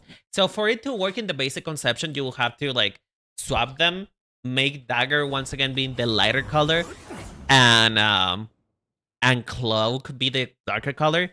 But for me, this works better, particularly with Dagger. I don't like Cloak being this fancy, but I guess it's okay. I guess it's fine. But the thing about Dagger is that this is what I think about whenever I think of a gymnast. In this case, it's a ballerina, right? But this is the kind of performance costume, the kind of extra I expect from a character who's meant to be a ballerina.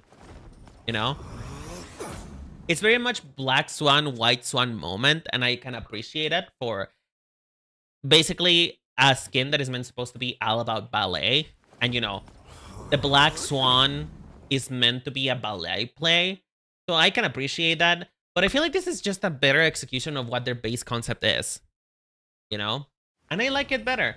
Once again, though, not a very big fan of giving giving Cloak actual clothes. I don't know why. It's just he doesn't look good for some reason.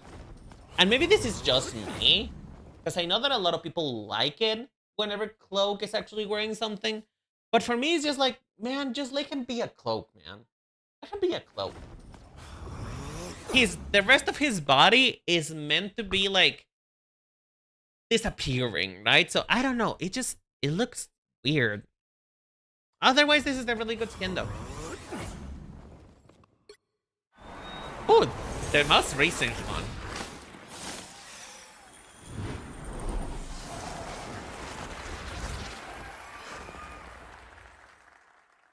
The most recent one. Okay. I actually haven't looked at this skin before, so this is going to be more first impressions than anything else. Oh, this is actually kind of hard. Okay. This skin is also another representation, as for what I'm saying with Dagger, that there's a lot better ways to communicate like the flair of a gymnast, or in this case, an ice skater, than just a bodysuit. You know, it has a lot of sparkles. It has feathers. It has roses. It has a lattice pattern. It just reads a lot better than everything else, right? It reads a lot better than just a normal bodysuit, and it feels like it fits Dagger a lot. Now, my problem with this king is more so Cloak. Once again, Cloak is the problem. And it is not even that big of a problem because they actually get Cloak more of a proper body, you know? Like, of course he doesn't have a lower body, but he has a more proper body in the top of it. Like, it feels a bit more form. It doesn't feel bulky. It feels good. But here's the problem. Cloak in this skin doesn't have any BFX that may suggest anything underneath this. Like, just look at this for a moment. Look at this. Look at that part. It looks kind of ridiculous just by the fact that there is no BFX right there that kind of make Cloak more than just a torso. So it kind of looks a little bit weird. But hey, what I can appreciate about this game is just the fact that they gave Cloak the same amount of attention as Dagger. Like, this time around, I don't think it would have worked if Cloak was just a Cloak. I think it was necessary for him to have a proper body like this, because it's giving a hint to like the masculine side. The masculine side of what an ice skater wears, which is just about as flashy, just about as slutty, just about as performance-based as a normal, as a female ice skater. So I can appreciate all of the chest window. I can appreciate his chest being out. I can appreciate all of the sparkle, particularly. Ooh, wait, hold on. Hold on. Hold on. I just saw something that I like. Hold on. Listen. I'm okay. Anyway, listen. I can appreciate his nipple being out. That's what I say. I like men, so I appreciate this. And I feel like it's okay. It's just, it looks kind of ridiculous, the fact that he doesn't have a lower body. I feel like for this skin in particular, he should have one. Because otherwise it looks kind of weird. But it's okay. It's alright, I suppose. I do want to check something before we move on to her last skin, though. So, this is the ice skating. You guys need to see something really funny, because I remember seeing this in a match before. This is the ice skating emote. It's a moving emote, you know? But you need to see what Cloak does.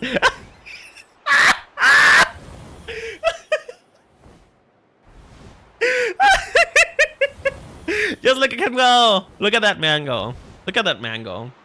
Listen, you cannot stop him. You cannot stop him. This is so bad.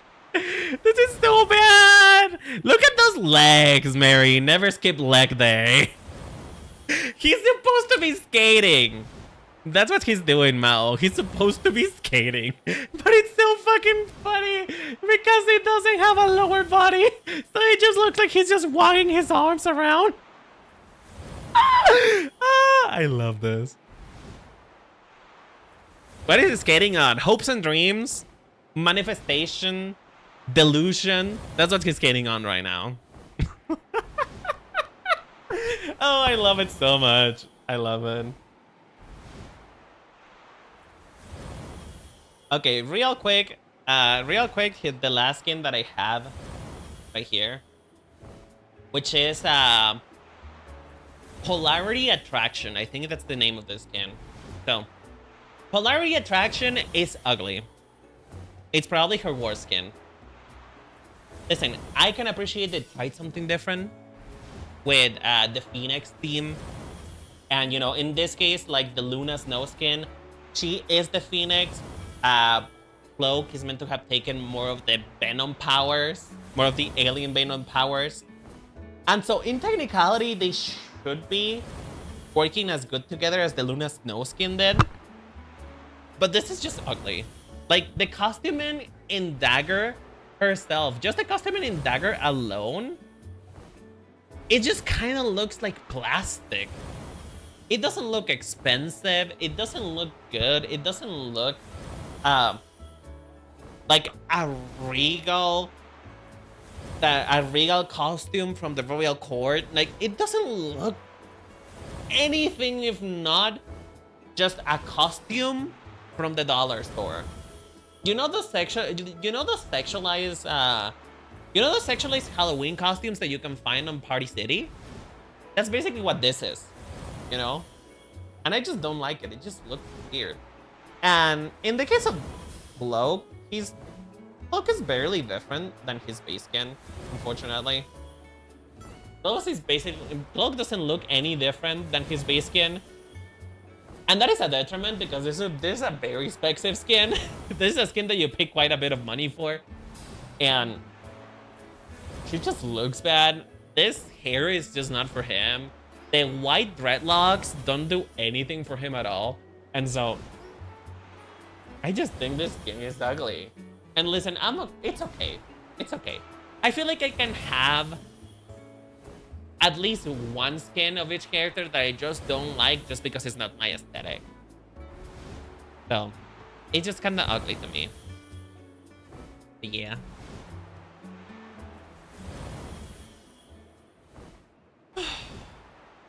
Wow, this actually taken a lot more time than I expected. Oh, this should be a short one. It should be a short one. Before we get into it, though, out of all the Dagger skins, which one are your favorite, chat? Which one are your favorite? Honestly, my favorite one is the Ice Scatter one. Only and only just because I think Cloak is really funny. But other skins are alright. But just like the Ice one is just so funny because of Cloak. That's really about it. What you guys tell me though, I'm gonna start. You guys tell me about what you like, which skin of Cloak and Dagger you like better, and I'll be talking about Gambit. So, Gambit is one of the older Marvel characters. He's been around for a very long time, and this is supposed to be an adaptation of his original look in the original X-Men series, if I remember right. Like the original X-Men animated series, this is supposed to be a reference to that look. I don't think it's meant to reference the one in the comics because the ones in the comics look actually quite different. What I would say is that I am so glad that they didn't do the original Remy LeBeau hair from the Marvel animated series one, because he used to have the ugliest bowl cut known to man. So I'm glad that they went with a coiffed hairstyle for him, something that fits him out better, something that actually makes him look like a charmer. And so, primarily, Remy as a character is not really defined by his powers, because his powers are basically they feel like random bullshit go. His powers is supposed to be something about kinetic force, which apparently in the world of X-Men, kinetic force basically translates into everything. It translates into healing, it translates into transmutation, it translates into damage, it translates into actually controlling things. So like, it doesn't really explain what the kinetic force do exactly, or why does it have these different versions of it. But that's not the important part of his character, you know? The important part of his character is the fact that he's a charmer. He's your fellow French guy who promises the world, who will give you a really good time, but also has commitment issues. And for what it is, for my money, Remy LeBeau should be more slutty. Remy LeBeau should be showing skin. She should be having what a lot of the female characters have in this game. He should have a hip window. His torso should be exposed. I don't know. He should have a backless jacket. Because Remy LeBeau is a charmer. He is basically, if you ever seen Dante from Devil May Cry, that's what he's supposed to be. He's a show-off. And so, I think it's a very missed opportunity to do what most of the female characters do in this game, which is be sexy. Because, you know, this is sexy. Don't get me wrong. It's very sexy. I love Remy. I love playing with him. I wish he would play with me. But he's a sexy man. He's a playboy. I don't know. He's a married man now. Okay, you bring a very good point. He's meant to be married in this, at least in this version of him, on the Marvel Rivals version of him. But at the same time, though, I don't think Rogue would stop him. I'm gonna be real. I don't think Rogue would care if her man was going around showing his body. In fact, I think that Rogue would feature it. I feel like their relationship, as far as I know it, is positive enough where Rogue wouldn't feel jealous of other women and men looking at him, and vice versa. Well, actually, no. I think Remy would be quite a jealous man, but I feel like Rogue wouldn't be jealous at all. You know. Then again, though, I don't know that much about Rogue either. They are from Rogue and Gambit are from a time in which I wasn't born in yet. No, it's not about Rogue's opinion. What is it about then? Once you settle, you tend to be more modest. I guess it depends on the person, I think. I understand your point. I think I do. But I think it depends on the person. I guess Remy is in love enough with Rogue for him to be like, you know what? All of this good meat, all of this good, gorgeous body, it's only for one person to look at. And so I'm not gonna dress like a slut anymore. I can see that. I can see Remy being that type of person because, you know, he's the simp to end all simp. So I can see an argument for the fact that, okay, listen, he's no longer about thy life because he only lets Rogue kiss his body. Nobody else has the pleasure to see Remy LeBeau naked except for Rogue. So I guess I can see that. I guess you're right on that one. I'll give you that one. All right, I'll give you that one. So cosmetics-wise, he doesn't really have that much of anything. Is this any different? Oh, this is bad. Cosmetics-wise, he doesn't really have anything different because, you know, he just came out. So all he has is the Thieves Guild Master, which this is a Marvel Rivals original, if I remember right. Honestly, this is kind of ugly to me. Like, I don't know. I'm not a very big fan of the Rogue aesthetic on him. It fits because he's a thief, right? He's a thief, and so it makes sense. But I don't know, it reads a little bit Assassin's Creed. And I feel like, on the one hand, I like it because if he was a thief, he would wear this. He would wear something that is supposed to be this flashy. But at the same time, because it is white with gold and yellow and fire, it kind of reads more like an acolyte to me. It reads a little bit more like a... What's a D&D class called? Like a cleric rather than thief. So I think they should have went with a darker color palette, honestly. I feel like they could have been just as he could have been just as much as a show off with a darker color palette than this, essentially. So I'm not a very big fan of this skin. So I'm waiting for something better before I buy anything for him, because I actually really do like playing Remy. Remy's fun. But yeah, actually I know exactly what skin I want. Chad, can I show you the skin that I want for Remy? Hold on, you guys need to see this.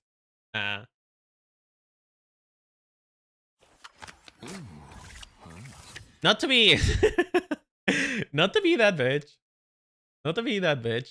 Right? Not to be this person. But like, why is this such a small image? Oh well, whatever. Hold on. This is so small. Hello? Can I please have a bigger version of this? Really is just about gonna be that big? Okay, well. Let me just crop this then.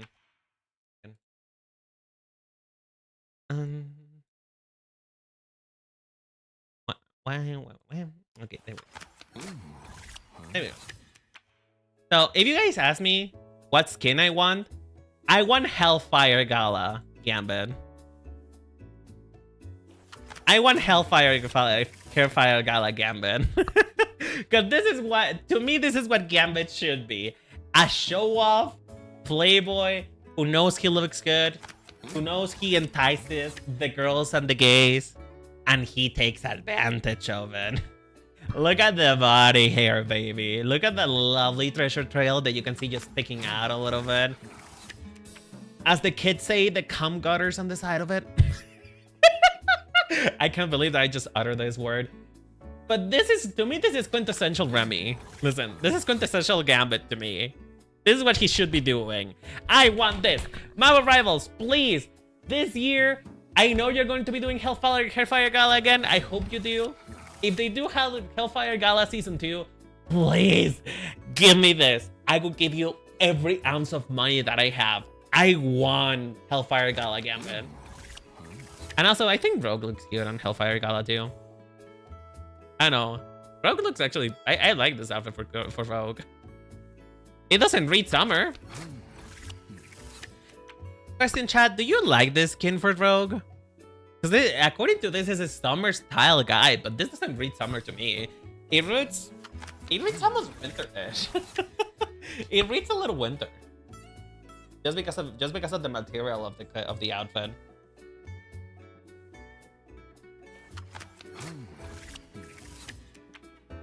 Yeah, anyway. Moving on, because we have a lot to talk about, and we've been here for 2 hours, and I haven't even gotten to half of the characters yet. So, let's continue. Alright. Invisible Woman. Imbis.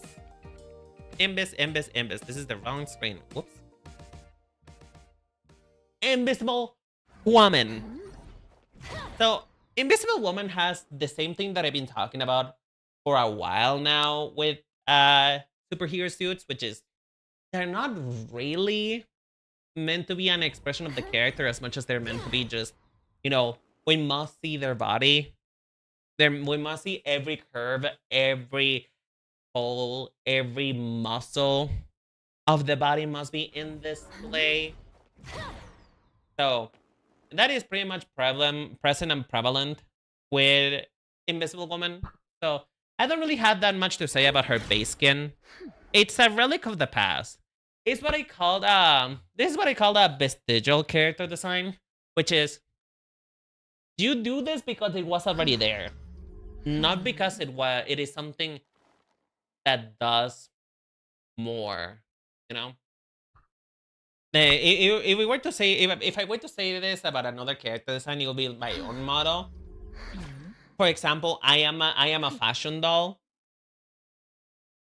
and me being a fashion doll has nothing to do with being a bunny. Being a bunny does not further anything about me. It's just something that was there before in my previous persona, and I decided to keep it. It's vestigial. It doesn't do anything for my design, but I just like it.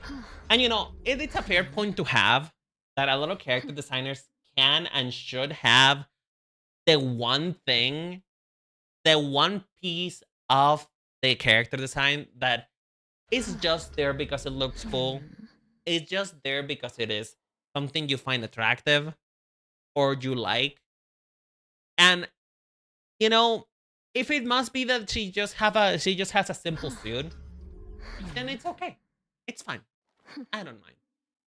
I will say though, what I do like about her outfit, and it's just the fact that her powers, the Fantastic Four, all are meant to have a piece of the four elements. That is their best conception. Their powers are based on the four elements. In the case for Imbis, it's meant to be water. You know. So what I really enjoyed is the fact that they added this pearl motifs in her shoulders and in her belt. Because pearls are a gem, quote unquote. It's not a gem, but you know, it is a precious gem from the water, from the sea. So I really like that they added the pearls on her character, just to, you know, make the outfit a bit more interesting and make it read closer to what her powers are based on, which is supposed to be water. I also like that her hair kind of cascades like water too. And it just managed, and this silhouette in particular for her, it just manages to convey the fact that she is an older woman. She's an older woman. She's a mother. She has been married to Richard Reeds for I don't know how many years now at this point. And so I like the fact that this outfit does convey more of a mature stance, you know? It also has to do with her proportions. She is very much designed like a Pixar mom. So it does make her look a bit more mature to me. What I would say though, and what I can appreciate, is that finally, thank God, a woman has normal shoes. Her outfit doesn't have unnecessary heels. She's wearing shoes. She's wearing a normal level shoe. Now, I don't know why. I think she has to pee or something because she's buckling her knees like this. But, you know, it looks cute. It looks nice. It has a normal shoe. I can appreciate it. So, for what it is, I like it. I would say also I like the motif of the four, because the motif of the four is repeated not only in the fact that she has a literal four on her chest, but also the shape of the color blocking on her chest also looks like a four. If anything, my only gripe with this character design, because it's okay for the most part, is I kind of wish that she had a fourth gem, but she has three. She has the one in the belt, the two of the shoulders, but it's missing a fourth one. You know, just make it more consistent. Just make it more consistent. Make it be like a meta joke. Okay, you know, she has 4 gems. Fantastic Four. I don't know. That's just my gripe though. No gripe. I enjoy it. 10 out of 10. I like this outfit. Not 10 out of 10 really, because it's kind of boring. But still, probably like an 8, a 9. But yeah. Future Foundation, I'm not really sure what the context of this skin is, but I would say I really like the fact that it's very different for a superhero suit. For a superhero suit, they're doing a lot to make it feel more like a costume rather than a body condom. Because the sleeves just do a lot. They carry a lot of a different silhouette that looks cute and fun and makes it feel different than all the other outfits that we've seen so far that are based in body condoms. So it breaks up her silhouette kind of nicely. It makes her look a little bit more mature, or even older than her original appearance, which I like. The slick back hair also achieves that too. But for the most part, this is a decent design. Nothing really that much to add here. I don't, like I said, I don't know the context of this skin. I think it's meant to be like combined with Tony Stark or something. Which I guess, for the purposes of her looking a bit more futuristic, the hexagon pattern does a lot of work for it. So I like it. It's cute. Nice balance between color contrast. She looks cute. She looks like her age. And I like it. I enjoy it. But the Fantastic Four First Steps, which I'm pretty sure this is supposed to be a reference to the movie. This is the movie, right? Chad? Is the Fantastic Four First Steps supposed to be a reference to a movie? But she doesn't look like herself. I feel like the face sculpt looks a little different. Oh no, it's not. But still, I feel like because of the hair, the way that the hair is styled, it feels a bit more modern. So it reads like this is meant to be resembling an actor. Right? So I think the Fantastic Four First Steps is meant to be a movie. And honestly, I kind of like this a lot. It kind of despite the fact that it's supposed to be a modern movie, it kind of reads a bit more retro. It reads like, it kind of sells me on the fact that this is the first costume that they did for the Fantastic Four. It's just a blue jumpsuit with a 4 paste in the middle of it. I don't know. That's kind of charming. It has its own charm. I enjoy it. Oh my god, it has a zipper in the back. It has a zipper in the back. Oh, you know that this is a first costume when there's zippers. Oh hell yeah! that actually kind of elevates it for me a lot. It makes it like genuinely really feel that this is just something that they sewed on quickly because, you know, we need a uniform, but we don't have the budget to make it just to make it just appear on us, so we actually kind of have to go old school and use a zipper instead. I don't know. This skin is very charming. I enjoy it for what it is. I like it. It's an 8 out of 10. I like it. Ooh. Jesus, why don't you have so many skins, woman? I feel you have just as many as Luna. Oh god. My throat hurts. Dad, we might have to do a part 2 of this. I didn't expect for me to have that much to say about these characters. But god, there are so many of them, Jesus. How many have we gone through so far? 1, 2, 3, 4. And then in this 5. How many am I missing? 1, 2, 3, 4, 5. You know what? Cat, would you be okay with me doing a part 2 of this? Or would you want me to finish all of them in one go? Oh god, there's just a lot to talk about. I mean, to be honest though, Jeff, Ultron, and Rocket Raccoon are probably going to be really fast because they don't have that many skins. Particularly Ultron doesn't have that many. I don't know. How are you feeling, Chad? How's your stamina feeling? Are you enjoying the stream so far? Do you enjoy it? Do you like it? Ugh. I'm just feeling a little tired. Let me just rest for a moment because my neck hurts.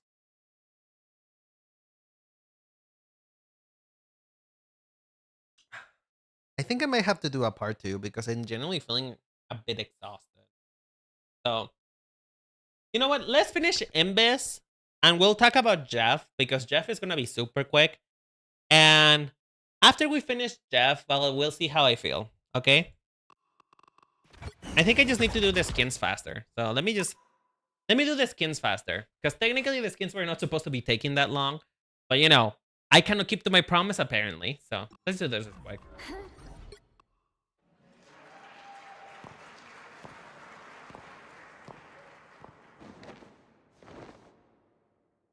This is such a cute skin, by the way. I love the skin. Okay, so the Life Fantastic, the wedding skin. My main problem with this one, it has nothing to do to whether or not it fits. It's a good wedding skin or a good version of her. It's just the fact that this doesn't really look like a wedding dress. And I understand the limitations of it. They cannot do a super long dress. Otherwise, with how much this character moves, it just kind of doesn't work out. But I feel like they could have given her at least the back could have been longer. The back could have been around here-ish, around the ankles. Primarily because it just doesn't feel like it's a wedding dress. It feels like it's a cute dress for literally any other occasion but a wedding. And the thing about wedding dresses is that they're meant to feel, for the most part, this is not every wedding dress, but most wedding dresses are meant to feel grand. They're meant to feel unique. And I feel like I see this in a quinceañera. I can see this in a quinceañera, but not a wedding. And so, I don't know. It doesn't look elegant enough for me. Malice. Thank you for the hydration. I appreciate it. I can do a stand-up and stretch. And you know what? Let's do a stand-up and stretch and then I'll continue. Let me stand up. Would a real Ridden please stand up?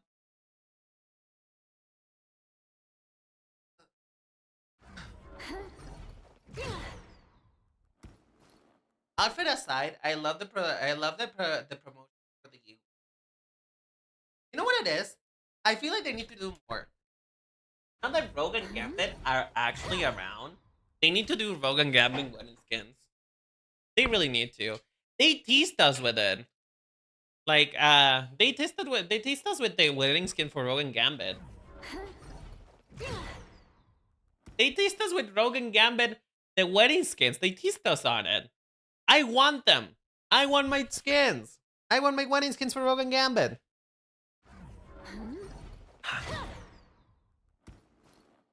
And I also want Hellfire Gallic Rogue. Alright. Malice. So this skin is for the Gooners. This skin is for the Gooners. So this is supposed to be a evil Invisible Woman. This is supposed to be the Invisible Woman. What if she would have taken a dark turn? You know? What if she wasn't a good person? What if she was evil? And of course, evil is sexy. So let's have her butt out. For what it is though, the actual Malice from the comics doesn't actually look that sexy. In fact, Malice from the comics actually looks kind of ugly. She looks wiry and weird. But Malice and Marvel Rivals is just caked up. She just has a little cake. And that's okay. I feel it's okay. I feel like it's fine. It falls within the trope of evil equals sexy. Evil equals cunty. So I like it a lot. And it also does manage to change the context of Invisible Woman into a ruthless character. A ruthless, more maniac character. So I like it. I feel like it's fine. For what it is, it's fine. And the fan service kind of does work with it. It's an evil dominatrix who loves to see you in pain. Oh, this one was controversial for people.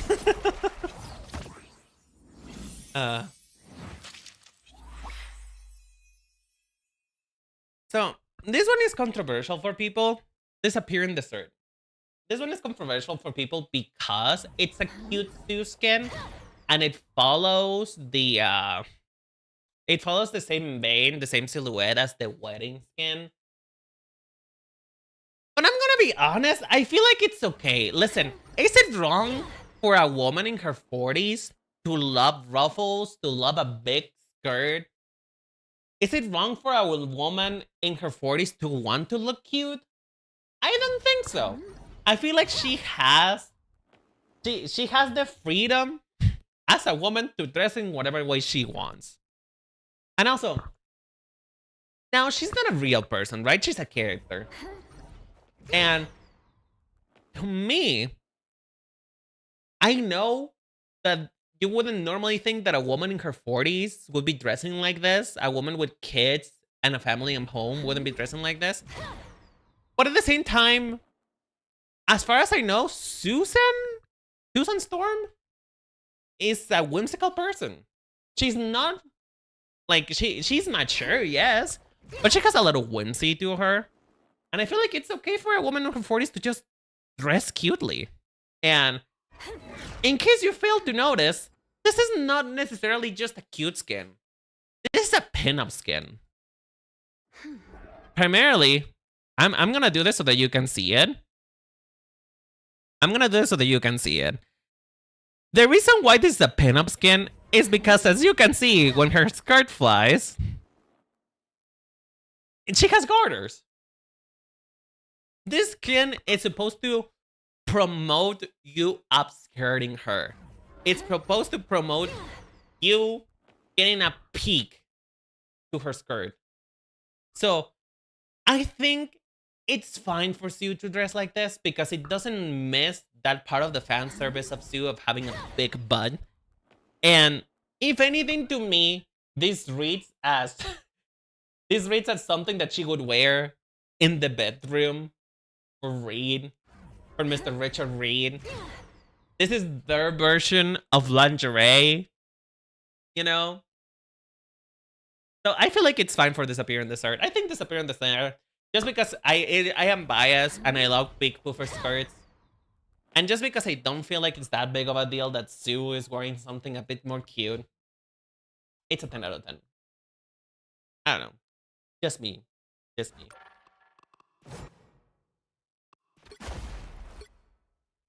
Okay, so Jeff the Landshark. Jeff the Landshark is not really wearing anything. So I cannot really, criticize the fashion of Jeff. Because you know what? There is nothing to criticize. Jeff is perfect as he is. He doesn't need the banal needs of wearing clothes. He doesn't have to be attached to the materialistic need for humans to have an outfit. Because Jeff is just perfect as it is. So 10 out of 10. No notes. Moving on to the skins. He has a lot of them. But honestly, his skins don't really do that much of anything to change or do. So, in Jeff's skins, honestly, they should not be judged on whether or not it's good craft for Jeff. It should be judged as for how cute it is on Jeff. You know? It should be judged on how cute does the outfit look on Jeff and how much it does to transform his character into something even cuter. So, let's just do that real quick. So, Incognito Dolphin, 10 out of 10, no notes. It's literally just him wearing a dolphin onesie, and it's amazing. It's cute, 10 out of 10 cuteness.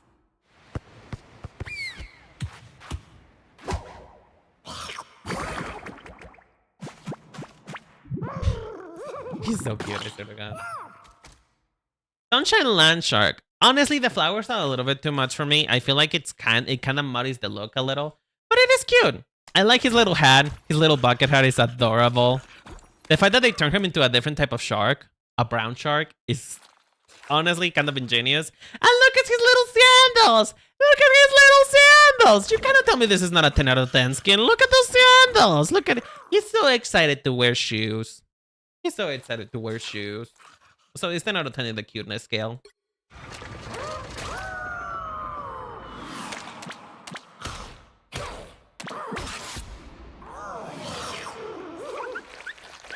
Oh, fuck, the symbiote is doing him so cute. Okay.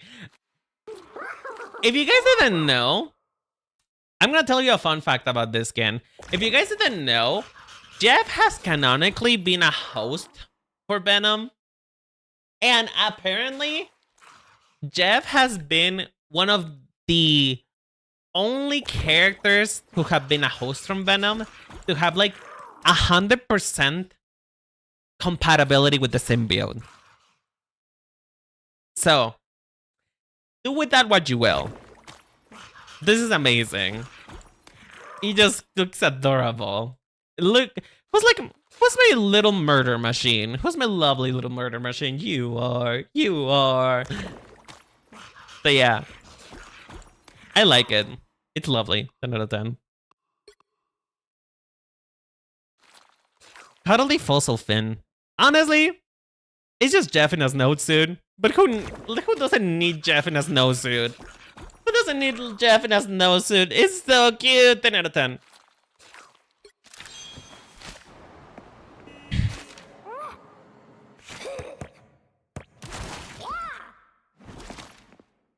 Let me just recustomize this into the basic form of this.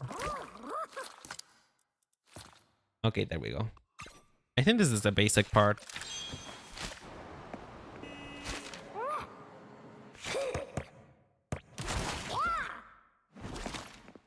Hello? I recustomized it. What the hell? Okay, there we go. Ah, bitch. Cosmetic.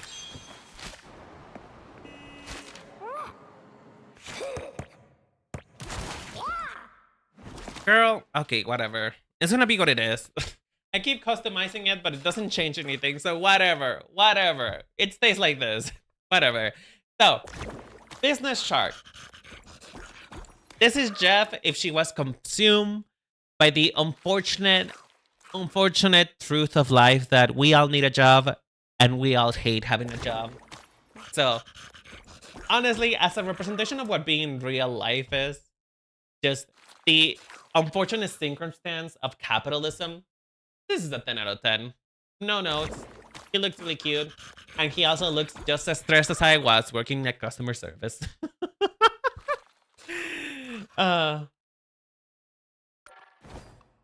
Anyway. Oh, we're only missing 4 characters, but honestly, I am fucking tired. My throat is starting to hurt. So, Chad, because my throat is starting to hurt a little bit, we're gonna leave this for a part 2. I'm gonna do part 2 of this next week, just to make sure. I'm gonna start editing the video right away, by the way. Like, after the stream, I'm gonna start editing and I'm working on it. And just to make sure that it comes out in a timely manner. But, yeah, this is gonna be it for today's stream. Ah, shit. So, how did you enjoy this version of the fashion reviews? I did try to be a bit more concise this time around.